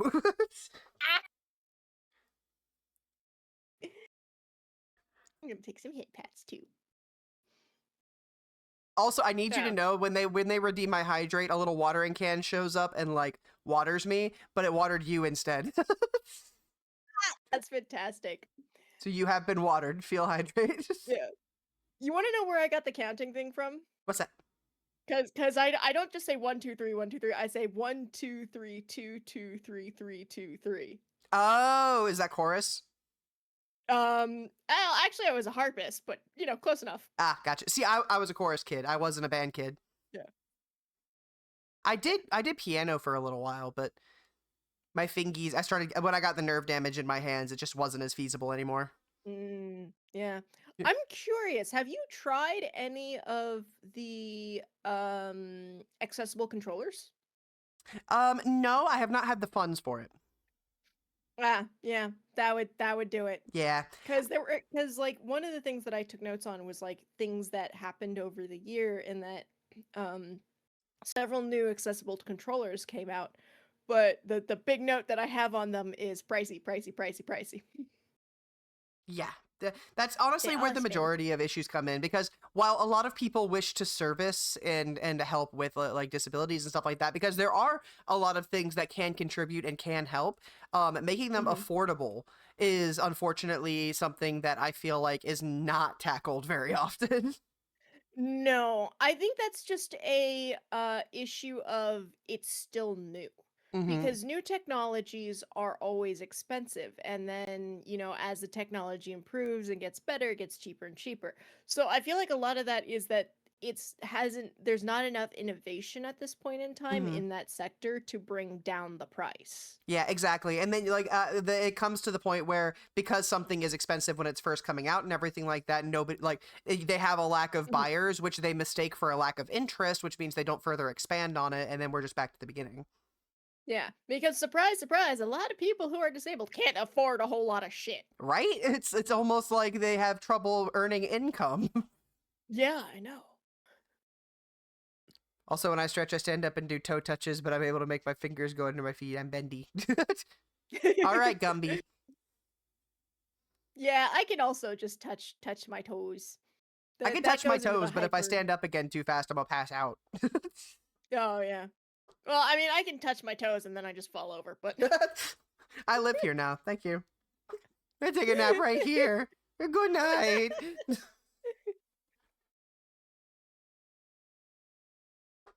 Ooh, Destiny Island. What's playing on my end? I've got Crossing Those Hills, which is Final Fantasy VII, I think. I used to put the Destiny Islands theme on when I could not sleep for the life of me. I would put this on repeat on my PlayStation 3. Oh, that makes me feel old. But like I had the little music player downloaded with totally legal music all over the music. And I would pick the Destiny Islands theme. I would put it on a loop, and I would just put the screen on dark and lay there and just listen to it over and over again. Aww. You know what I find is just the ultimate snooze button in gaming? Austin Wintory's Journey soundtrack. Ooh, yes. Go ahead. Yeah, I was just gonna say that has never failed in my experience to put someone to sleep. If I had to think of something that's got a really good soundtrack that helps me nod off, I would definitely think of Narnia. Especially the first movie. Yeah, no, the first movie, the specifically the soundtrack is just it's a very, very cinematic, and like it's just the instrumentals are so good. But if I wasn't falling asleep to that, I think it would probably be like it's mostly the Kingdom Hearts soundtrack, particularly Kingdom Hearts 2. I really loved the pretty much the entirety of what you hear in Twilight Town. Particularly Lazy Afternoons though. Yeah, my problem is though is every time Roxas's theme comes up, I just start crying. Yep, that'll do it. I can't sleep if I'm sobbing. It's the Benadryl effect. You can't be sick if you're in a coma. Da, da, da, da. Oh my gosh. I do love video game sounds and soundtracks. Although what I would love to see though, going slightly looping back to the accessibility thing, Mhm. is so we have closed caption or not closed caption, we have subtitles. Like Yes. subtitles is really super common and everyone uses subtitles. Almost everyone. I did see one video game that was had no subtitling. I was like, you subtitling has No. been standardized for 20 years. Why do you not have subtitles? Yeah, I honestly have a lot of trouble processing things without subtitles. Yeah, same. Yeah, but what I would like to see though is I would like to see closed captioning, which is different from Yes, subtitling. yes, very big And that- difference. Yeah, and that closed captioning also includes like sound effects. Mhm. And I think it was Laura K. Buzz was talking about it, who is a YouTuber and streamer who does a lot of accessibility stuff. She was talking about how one thing that's starting to be added to video games and needs to be added more is tone captioning. Ooh, tone captioning. Yeah, where it doesn't just say the words, but it also says the tone. And it's like, so it'll say I think it was in the new Assassin's Creed Shadow game, where it'll say who's speaking, it'll say what they're saying, but then it will also have in parentheses one word that describes the tone. So it'll be like proud. haughtily, aggressively.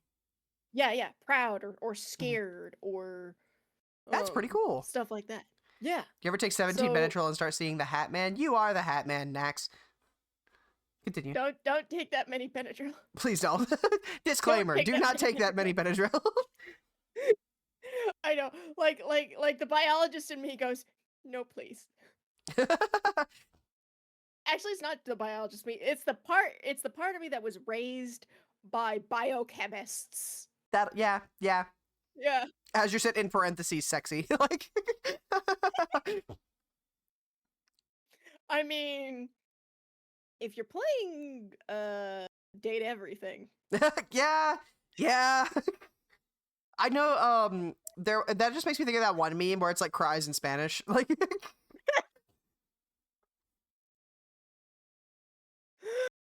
oh god, now I'm just thinking of Teen Wolf where Styles is like, no, you want me to say in Spanish? No. Styles is such a quotable character. I love him so much. He honestly upheld the entire first couple seasons of that series, and just Styles. I mean, he carried the whole show. Let's be honest. Yeah, he did. Like without him, the show would not have worked. Yeah, O'Brien put the work in for that. Did you see him in Love and Monsters? No, I don't think I saw Love and Monsters. Love and Monsters was very, very good. He plays the main character. All right, I have to go see that purely because of him. It's so good. It's so good. And he plays such a, he actually kind of plays a Styles-esque character. So you know that he's well-seasoned in it, you know? Like, I know, man. No, in Spanish. Hi, Nova. Yeah. But oh man, I love that. And then just the ships though, like with him and Derek, like the actors were in on it. I know, I saw. Get off the picture. I love Love and Monsters. Same, Azure. It's such a good movie. Honestly, so Love and Monsters, the premise of it is what if to stop an asteroid from hitting Earth, they sent a rocket into space to stop it, but the radiation fell back down to Earth and mutated everything that was reptilian or insect. Is this a monster fucker movie? Not monster fucker, no, just monster. They're not attractive. I don't listen, I don't doubt some people, but it's definitely not that brand of monster. I was about to say, like, are we doing Shape of Water here? No, they're insects and stuff. They're pretty. Okay. No spiders though. There is a giant centipede, however. Oh, I don't like centipedes. It's one specific scene that it gets, but it's pretty. The animation's really well done. Like, Or I'll say CGI, be I aware should of the say. bird paddle boat scene. That just reminds me of Flow, which is probably not the vibe that No, you're no. thinking I'm of. just talking about the bird paddle boat scene is the centipede. Uh, The bird paddle boat is on land. It's not in the water. yeah. Speaking of, if you haven't seen Flow, like, go see Flow. Yes, Flow is so good. I know. Can you believe they did the whole thing in Unity? Ah, that's just chef's kiss. Yeah, they actually said that like something like 80% of the development time for the movie was just learning how to Unity. Mm-hmm. Oh yeah, I can So imagine. Yeah. I didn't want to fully spoiler it. I'm not going to go too into detail. I just want to make sure that there is a significant warning on something that actively creeps people out most of the time, like a centipede. Yeah. Is there a spider in Love and it, Monsters? I can't remember. There is not. There's no spider. yeah, or spider. I am arachnophobic, but only if it's a real spider. That's fair. That's fair. Yeah, like I'm okay with images. Like I kind of get like uncomfy, but when it's the real thing, it's like panic. Man, but them legs, hashtag joke. I / not hashtag. I can't read. No, I've it's a never had an hashtag issue. I've hashtag them legs, hashtag joke. No, I honestly I've never had an issue with any bugs or anything like that. I also was like raised barefoot and wild in the woods with my father and my mom. Right. Like they were both my parents are both very like my dad would pick up spiders and pretend to eat them, you know, kind of person. Like Yeah. Well, I feel like I didn't have arachnophobia initially. It developed because of trauma, but it's oh, sort of self-induced trauma in that I had this really, really awful chronic nightmare for like 3 years of a giant black widow viciously mauling like me and everything else to death. And by goodness the end of gracious. that, I was just like, all right, now I'm scared of spiders. So it doesn't. It is a phobia, but I feel like like it has a make sense point, you know. Yeah, Spiders are a no, I valid get it. fear. I mean, it depends on the spider. If it's like a jumping spider, not so much. If it's a banana spider, it Oop, you guys have an incoming ad in about a minute. has a sense of reality. Mine developed because of brown recluse. Oh my gosh! Yeah, that'll do it. Oh, My that sister would got do a it. brown recluse bite on her thigh one time. Yeah, I don't even want to Google banana spider. The issue with the banana spider isn't necessarily what it looks like. It's the whole it bites you, you die bit. Yeah. Like that is one of the ones that will take a human out. I do love the peacock spider and his little dance. Yes, I've seen those. They're so cute. He'd do a little butt I wiggle. love you. You know what I love about spiders? Some of them lie. Some of them are dirty, dirty liars. And in that what they'll do is the males, because you know, being an insect, a male insect is a terrible fate. Oh, absolutely. And that the females often eat you. Yep. When you're trying to make babies. So there's this one species where the males will prevent the females with a gift. Mhm. They'll buy her food, or not buy. They'll I catch know her exactly food, which one you're talking about. wrap it up. Yeah, yeah. They'll catch her food, wrap it up, give it to her, and then hope she's distracted enough, long enough, and likes the food enough to eat the food while they go ahead and inseminate her and then try to get away before she's done. Sometimes she'll just ignore the food and just eat them instead. But that the hope is you get her a nice enough present and she won't eat you. But some of the males are really, really bad at catching food. So what they'll do instead is they'll just wrap up a pebble and try to get in and get out before she notices. A little pebble or like a little cluster of. I saw one do like flowers or something. Oh no, that's even worse. You do what you gotta do, I guess, if you can't hunt. Yeah, Skill so issue, they though. lie. Yeah. Skill issue, roll for deception. It's about a 50-50, buddy. So I imagine once the deception is caught, like, you need to get out of there. GTFO. You know, I had a friend of mine who, instead of GTFO, said GFTO, and since then it has always been a running gag within our friend troop to say "get fuck the out." My goodness, my poor dyslexia wouldn't even catch it. It took us a minute. Somebody pointed it out. We were all like, "Wait." Poor Isaac. It's a group of them. What do you call a group of dyslexics? A group of what? This is not a joke. It's a genuine question. A group of what? Dyslexics. Oh. A group of dyslexics. I feel like there should be a joke here. Yeah. No, it does sound like a joke, but it's a genuine question. Like, what do we call it backwards? A library.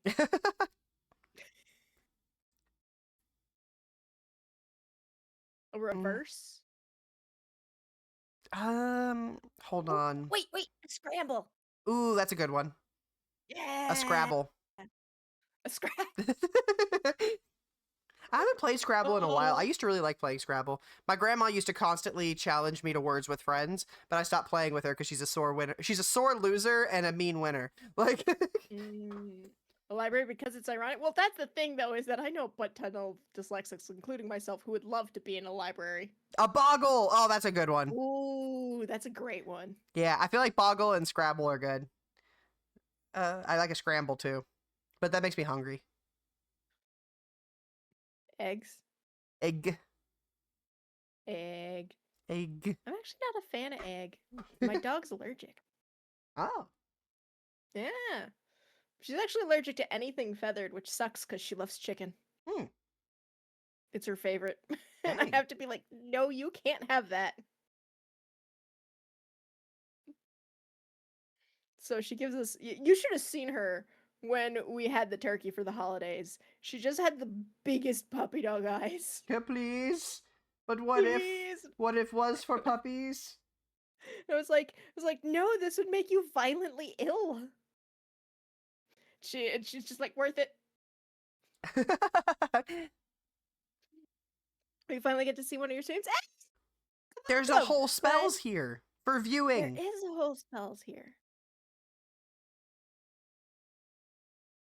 There's also a whole Bren here. Hi. Well, technically a half Bren because you're only half a PNG. That's okay. I don't need my legs. They're overrated, honestly. Yeah, who needs legs? We'll trick you out an awesome wheelchair. Ooh. Yeah, I actually saw someone who had really, really great advice for wheelchair users. Where if you want to trick your wheelchair out, because there's no like decorative stuff for wheelchairs. You just No, cannot not as much. find it. It's definitely got to No. be something you like to do. You DIY is the word I was looking for. Yeah. Well, apparently, a lot of bike stuff fits on No, wheelchairs. you smacked spells. How could you? But yeah, a lot of bike stuff. So this one person had a wheelchair that had like rainbow spokes. Ooh. And they were just bike spoke covers. That's And awesome. I was like, I'm doing that. When I get my wheelchair, I'm doing that. I can't believe I caused this. I took Bren's legs. I sawed him off myself this morning. Kent, I doubt you. I don't believe you. Why you lied to Bren? You lie. You lied to Bren.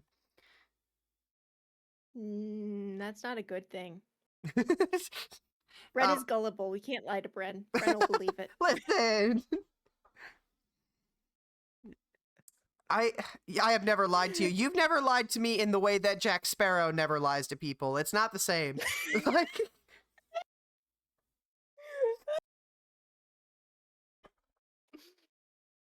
I know my vestibular therapist was telling me that he would definitely recommend me getting a probably a walker.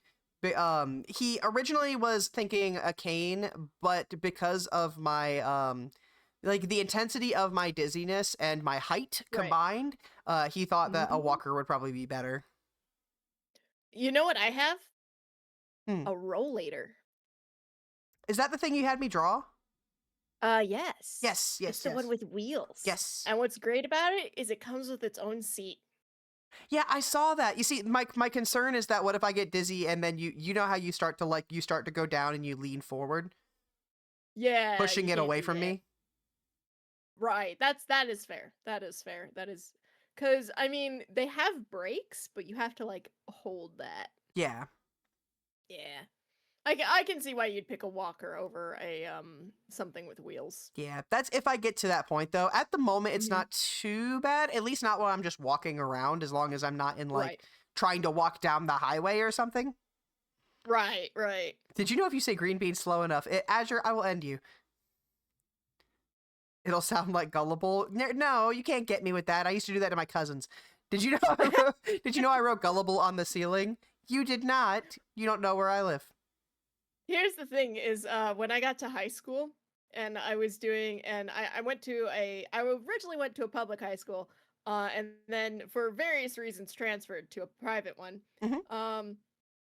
And as I was being given the tour, they're like, "Oh, by the way, gullible's written on the ceiling." I'm like, "Ha ha ha, very funny." And they're like, "No, it really isn't. It's not spelled right in either location. There's two of them." That's awesome. And there really were. There were two spots with gullible written on the ceiling, except it wasn't spelled right in either spot. That's honestly, that's awesome.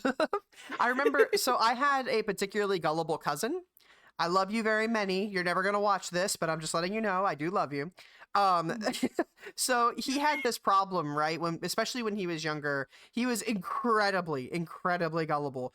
Like at one point he walked into the kitchen. He had stayed the night at our house and he looks at my mom who's making breakfast and goes, "Is that French toast?" Obviously, yes, it is French toast. My mother is making French toast. She's joking. She turns to him and goes, "No, this is actually Chinese hot bread." And then he proceeds to go around the entire house to let us know how excited he is because he's never had Chinese hot bread. Oh no. He saw her making French toast. He knows how French toast is made. Oh my gosh. We were like, buddy. I had one point where when I was working as a camp counselor, one of the parents was really gullible. And they came to visit for like a parents' day kind of thing where, you know, the parents come for the day and get to see all the kids enjoying the camp, right? And we were at the pool and doing our supervision thing. And I see this parent who's like looking at the kids like with this question, like obviously like questioning something like it was written all over her face that she was wondering about something. And so I kind of like tracked her eyeline to see what she was looking at. And managed to figure out what her question was.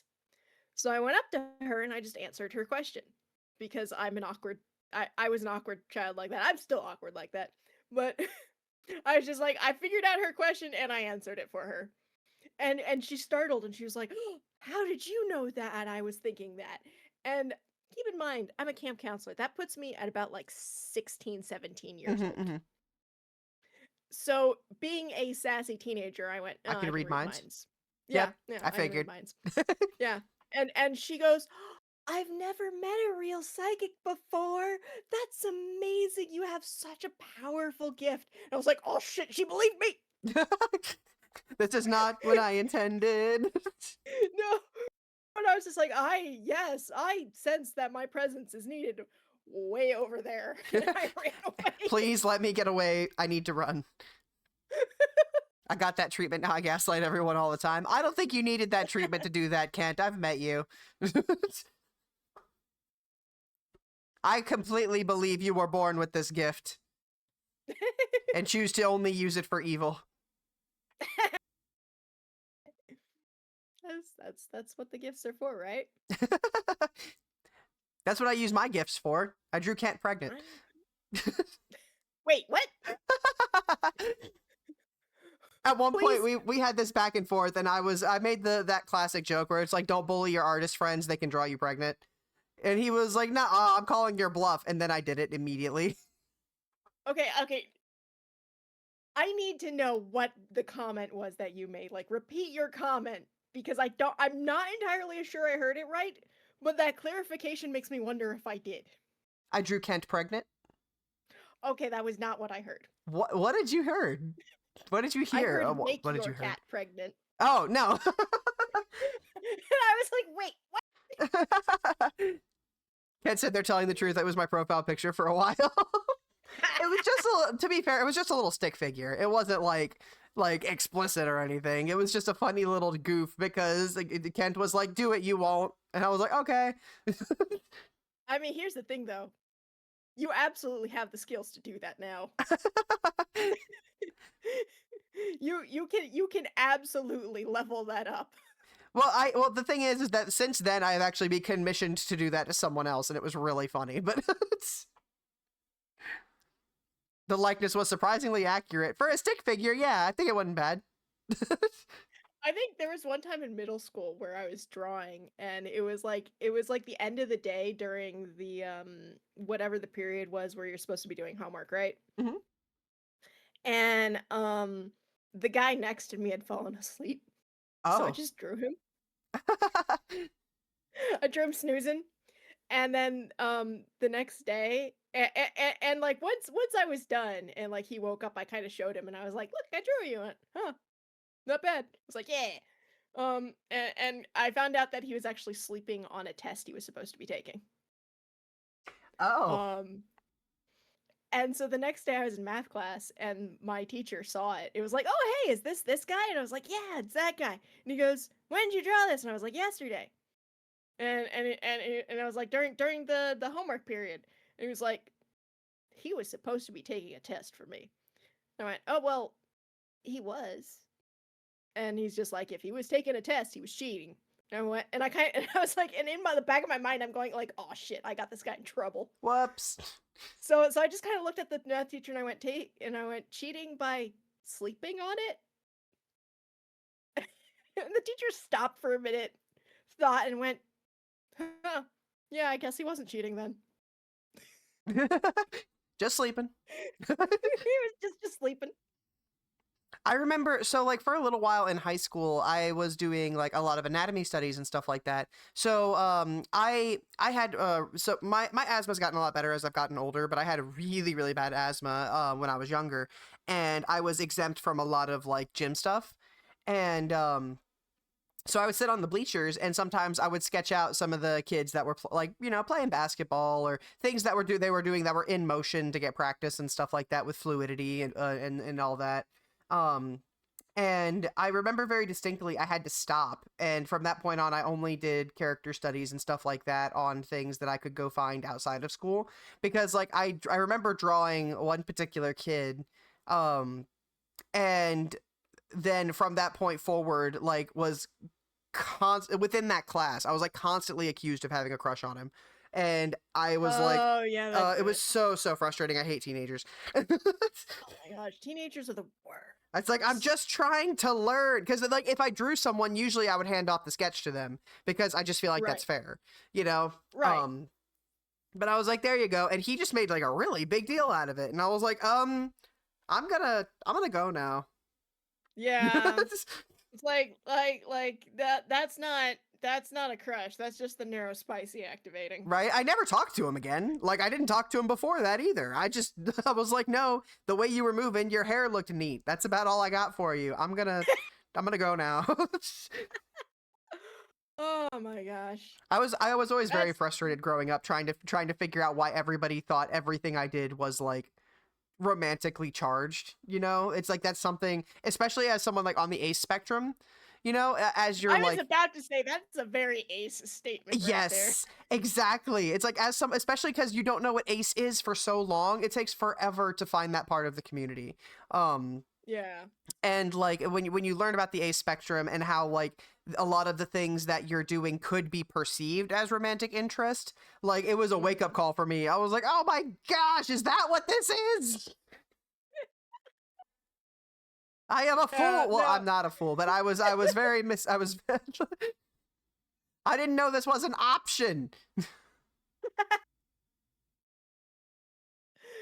I didn't get teased too much when it came to like people that like someone being like, "Oh, you like this person." I didn't really, and when I really didn't, because it was obvious when I liked somebody. Mm. Like, so although I did have one guy who like tried to not like it was obviously bullying, but he was like doing the whole asking you out as a bullying tactic Yes, kind of yes, deal. I remember that. And I was, oh my god, I hated that asshole. He was a little bastard. You see, I did get to hit him though. Nice. Yeah. Retribution.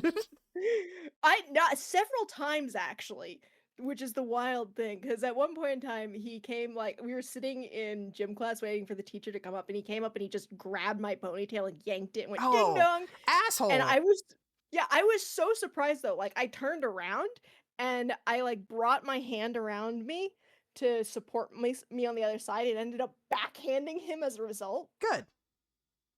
The first time was an accident. Thank you for the lurk, The Fost. first time.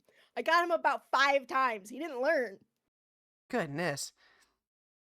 In school, I had a huge problem with girls flirting with or assuming I was flirting with them. And, like, I didn't know the word gay back then, but I knew I didn't give a fuck about them.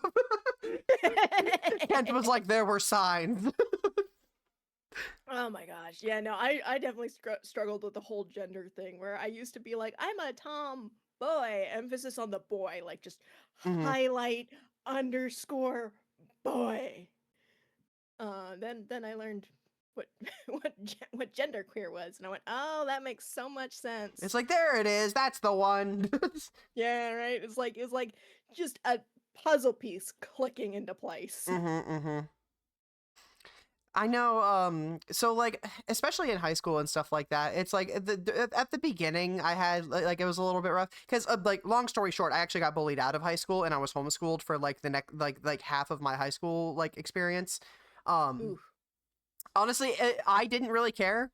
My parents were just concerned when it turned, when things started turning more physical. My parents were like, nope, you're out. No, absolutely not. Oh, like, yeah. But, like, before that, I was just kind of like, whatever. Because, like, I so genuinely didn't care.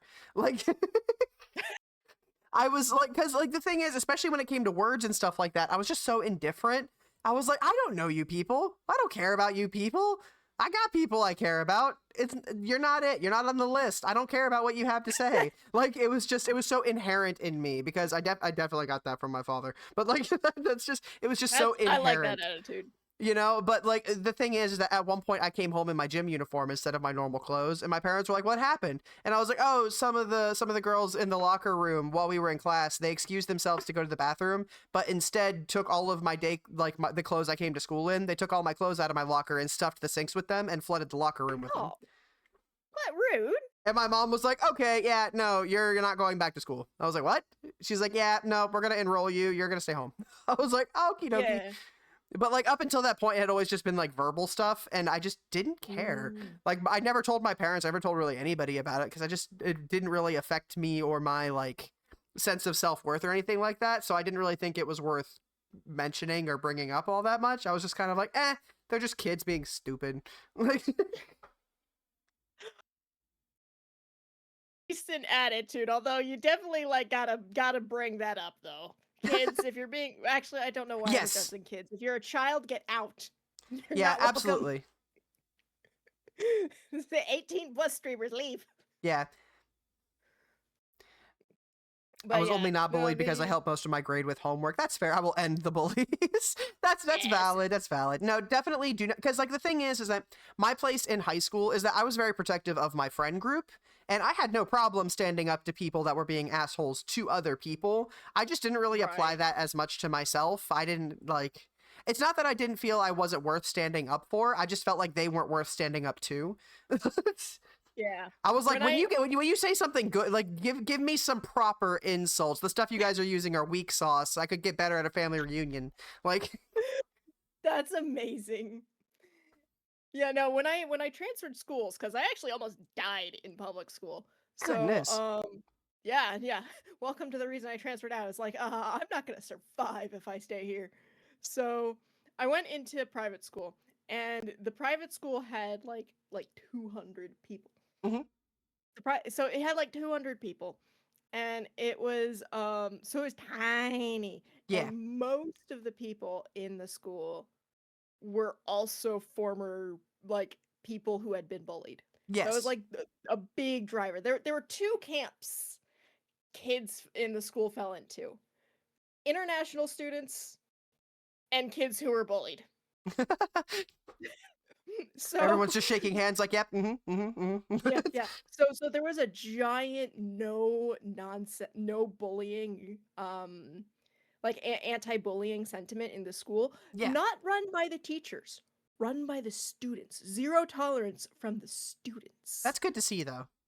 Yeah, and I remember one new kid tried to be a bully and got run out of school. That's what you get. Yeah, that's what Play stupid games, win stupid prizes.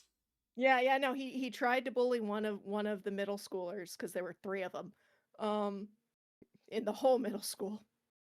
But he tried to bully one of the middle schoolers. The middle schooler narked, and the entire high school turned against him. That'll do it. Yeah. Don't be a bully in tiny schools. It does not end well. No, especially not when everybody knows each other. Like you will. It's social suicide. You can't come back from that. Yeah. Although rumors spread like wildfire. Like when I first joined, I was there for a week, and then I caught the flu, and so I was gone for a week. When I came back, everyone saw me and screamed, "Ah, zombie!" and ran away. I was like, "What's going on?" And I was told that legit, everyone thought I died. Guys, I was gone for a week. and so when I came back, and I was very much not dead, the entire school decided I was a zombie instead. People were just going, zombie! It spells, it's a zombie, run away! That's fun, though. Yes. It was very much like I was let in on the joke, like early in.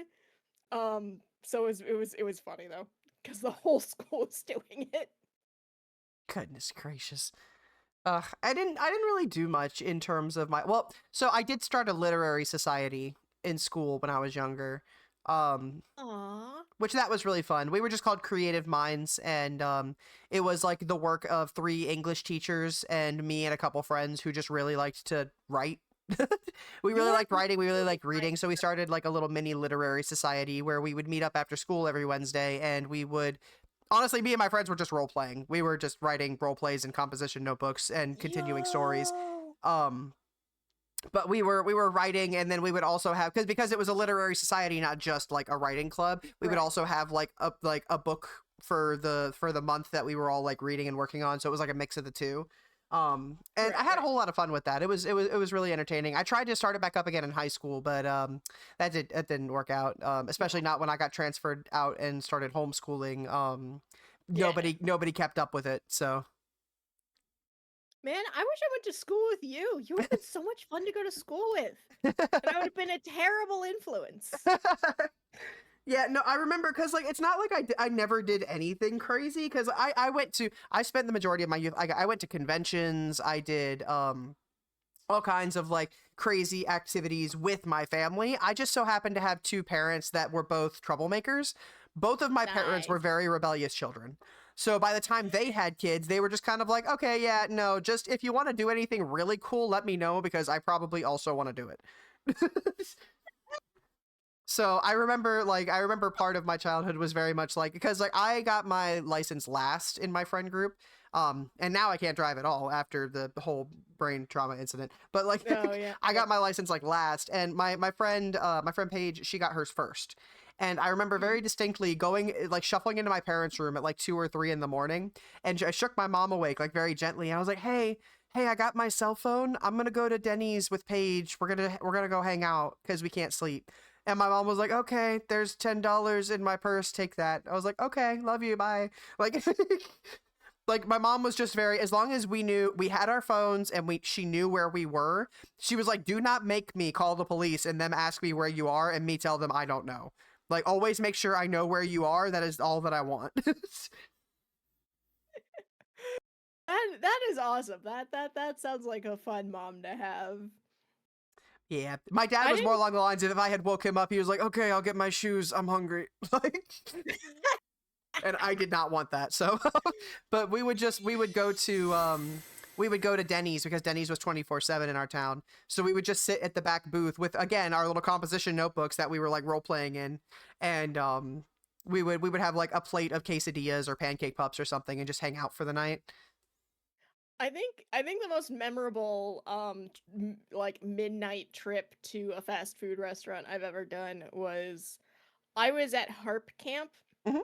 and I was the youngest person there by about 10 years. Oh wow. And because I was 14 at the time and it was at a college. Mhm. So that was quite the interesting week. I got a college experience quite early on. It was fun. But after the camp was done, like the camp ended in a recital, right? Mhm. And so it was like 1 a.m. when we were all done, when all was said and done and everything was packed away and whatnots. And we were all hungry because Yeah. we'd been, building up to this recital all day and doing final practices and all that jazz. And I keep in mind too, this is a harp recital. We're all in like black tie. And we're just like, we're hungry. What's open now? And we all went into a McDonald's at 1 a.m. in full black tie. The fanciest McDonald's run they've ever seen. I know, right? And they just kind of all looked at us like, what is going on? You guys come from a funeral? Well, no, because like they weren't really funeral clothes because some of them were sparkly. Oh, yes, I see what you mean. Yeah. So it was like super duper fancy, but also it's 1 a.m. at a McDonald's. Yeah, honestly, so like that was my favorite part. I was so ba-da-ba-da-ba-ba-da-ba, ba-da-ba-da-ba-ba-da-ba. So I rewind, hold on, retake. So I was a very I was part of the cosplay scene of the cosplay community for a very long time, from a very young age. And one of my favorite things in the world is being in costume either on my way to or on my way back from a convention and needing to stop for food on the way.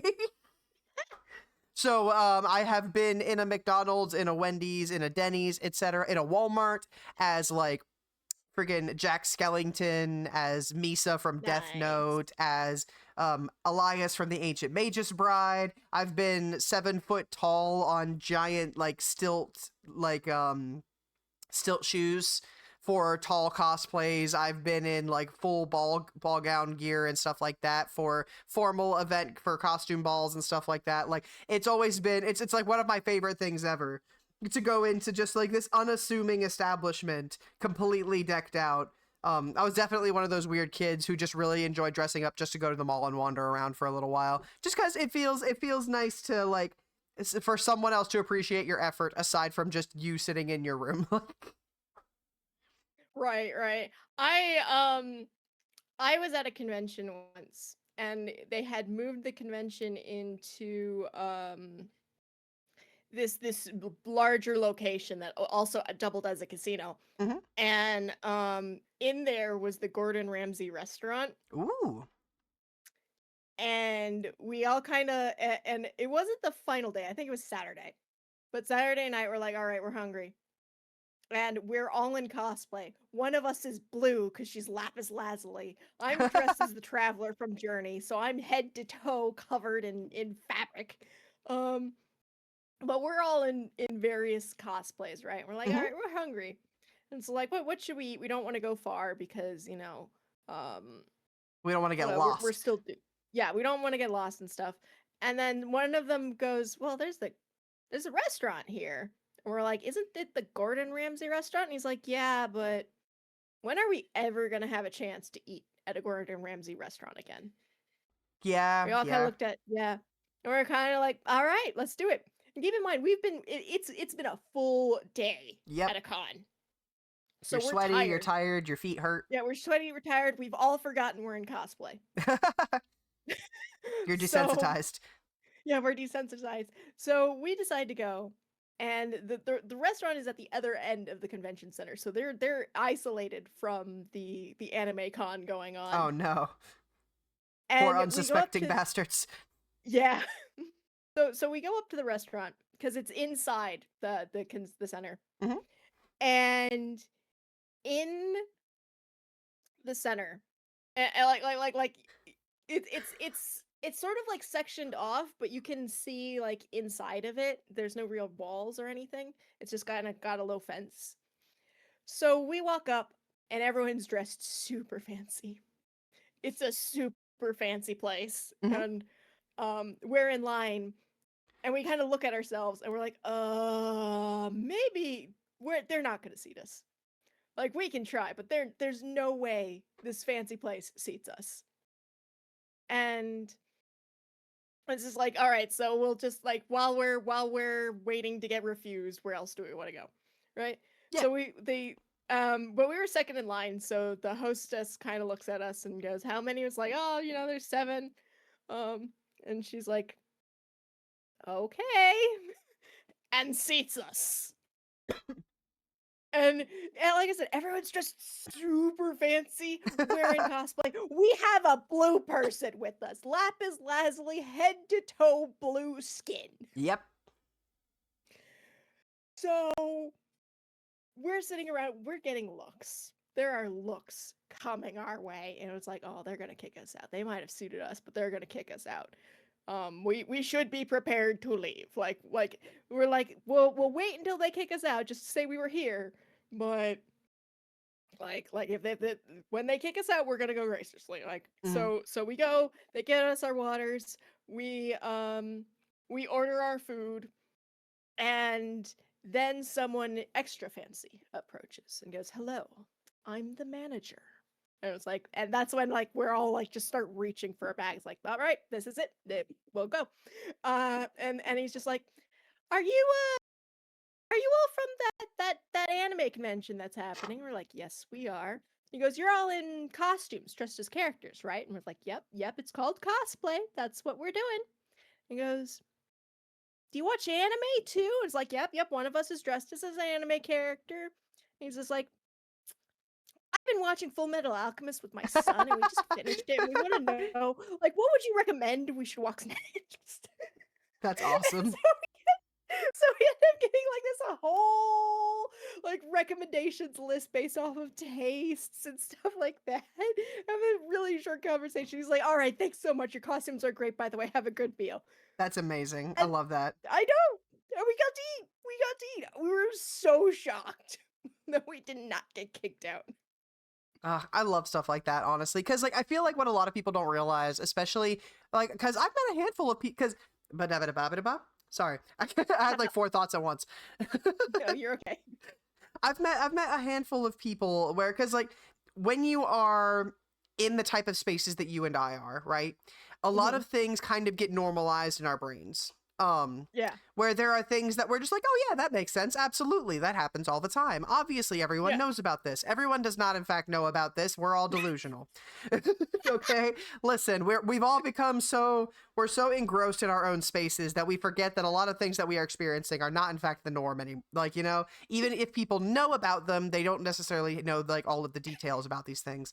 And conventions and cosplay was Mhm. definitely one of those things for the longest time. It's kind of an eye opener to me how many people don't actually experience it at all. Um, Right. because I've run across a couple people that think it's like seriously weird or seriously wacky, and I'm like, what is Oh yeah. your threshold is really low. Like if you like you haven't met half the coolest people in the world if this is how low your bar is. Like, come on. Um, Yeah. and it's insane to experience and meet people that are so unwilling, you know what I mean? Yeah. Like that are Yeah. so that stigmatize it so readily. It's very interesting. And I'm just kind of like, I mean, you do you, but that just it feels like a waste. Like Yeah. um I remember. Oh, go ahead. sorry. Go on. No, I was just gonna say, I remember one small con I went to. It was like the first or second year this con had run, and so they were still trying to set things up right. So the only food that they had was two food trucks Hmm. showed up. That was the only food that they were able to provide for the con. And so the food truck was outside. Keep in mind this is pre-COVID, Yo, okay, so okay. it's gonna explain some things. But it was outside, and someone decided at the start of the con that they were going to create a hug circle. Hmm. Just for fun, hug circle. And the hug circle went like all day. And and so I joined the hug circle for a little bit. I had fun, just randomly hugging people. It was great. Good vibes. And then I went, and after I got out of the hug circle, I went to the food truck to eat. And the guy at the food truck asked me, like, he's just like, what's going on right there? Like, what is that? And I went, oh, it's a hug circle. And he's like, it's a what? And I went, it's a hug circle. He goes, is that an event? And I went, no. He goes, why is that happening? I was like, because it's nice. Free hugs. He goes, I have been doing events for 20 years. And I have never seen anything like that. More than that, this is the nicest crowd I have ever fed. He's like, I thought you guys were weird. But no, you're wonderful. That's been going on all day. And you're telling me that's completely, like, that's not an event. That's just happening? And I was like, it's like, I'm coming back here every year. Yeah, I mean, because that's what happens when you have a bunch of people who are like not always introverted by choice, you know what I mean? Where it's just kind of it's kind of a necessity in terms of like preserving your interests, your mental well-being, all that jazz, like having these spaces where you can meet and socialize and have something that you already know or you have in common with a complete stranger. It definitely like lessens the tension and intimidation factor of a lot of like social events or like social interactions. Yeah. It's when the neurospicy people gather. And don't get me wrong, everyone's got their con horror stories. There's always going to be a couple bad apples. Oh, yeah. But largely, I've had a majority like very positive experiences with conventions and fellow con goers and stuff like that. You're always going to have a few people you got to run off, but I mean, that's just with every community you're in. Yeah. The first con I ever went to, I was like 16 years old, and I was dressed and I had like a dress on that had like a slit going up the side because of the character, and the stairs were see-through, and there was this really one gross adult who saw me going up and ran under it. Ew. Yeah. I had shorts on though, because I was not comfortable with the slit. So I put shorts on, and when he looked up and saw my shorts, I just gave him the middle finger. As you should. Good. Yes. So not only was he caught, he was disappointed too. Yeah, fuck that guy. Yeah, no, seriously, fuck that guy. But yeah, so I have had my con horror stories, but most of my con interactions have just been really nice. I love going to cons. They're wonderful. Yeah, it's something that I really miss. I know like up until very recently, I have been working so much.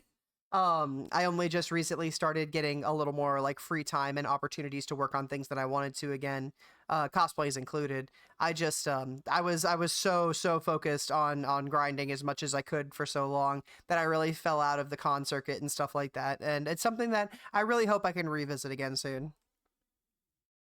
Yeah. Yeah, it would be nice to go and do that again. Also, I'm a little bit sad because I realized that like you're almost in the correct location for me to give you a head pat, but not quite. I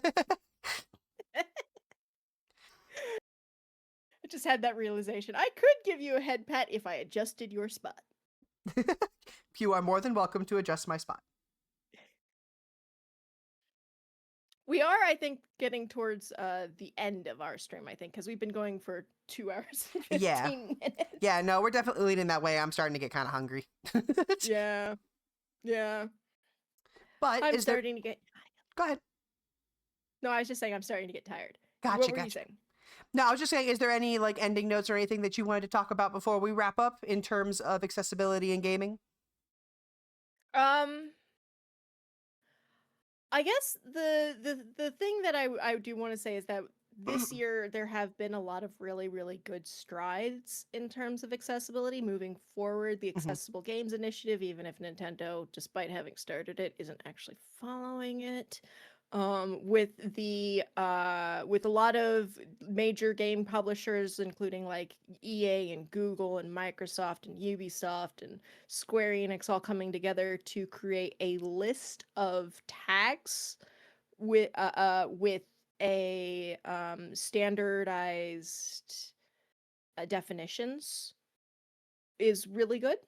Mhm, So what does it mean if your game is good for motion sickness? What does it mean for those kind of accessibility tags? They came together and they came. So that was a really big step forward. I wish Steam would join them, but Steam also included their own accessibility tags in their storefront as well this year. There's been a lot of games that have been not just focusing, but also advertising the fact that they've got accessibility features now, which I do love to see. It's been a really, really good year for accessibility. There have been new controllers that came out. The Iris plugin for Unreal was made so that, which was made by EA, allows developers to test for photosensitivity in real time in their games and check for that. The website Able to Play was created, which is a database of various games where you can say what your issues are, and it will sort and tell you which games you can play and which games are recommended for you based off of your needs. So there's been a lot of really, really good strides. I've also seen some backwards strides. Like I said, that one game that I clocked this year that didn't have even subtitles, much less Yeah, that feels so anything bizarre. else. Yeah, no, that it does feel bizarre, where there's also this push towards being flashier and flashier and the screen shakier and shakier. And so I think the other thing too is I think some devs are doing the well, we got the minimum, we don't have to push farther kind of deal. Mm-hmm. So I would love to see in 2026 and even more strides made in accessibility, because designing for disability is designing for everybody. And and the biggest to underline for that is subtitles. Gaming subtitles were added for those who are hard of hearing, and 90% of gamers use them, whether they're hard of hearing or not. So a little step helps a lot more people than you know. yeah. So I would love to keep this conversation going. I hope that everyone who joined us learned a little bit and continues the conversation with their friends, because the more noise we make, the more we'll be listened to. Mm-hmm. And I look forward to seeing what strides are made in the next year in video games and accessibility.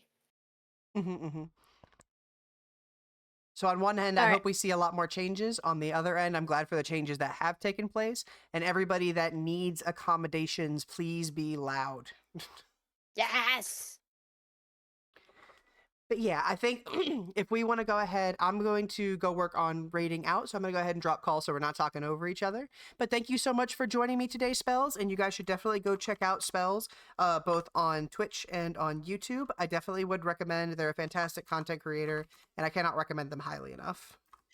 Thank you. For those of my community, please go check out Bren. Bren is also a fantastic content creator and streamer on Twitch. And you are the Scribble Scribe. Yes. And also, go commission Bren. Bren's got really good art. I love Bren's art.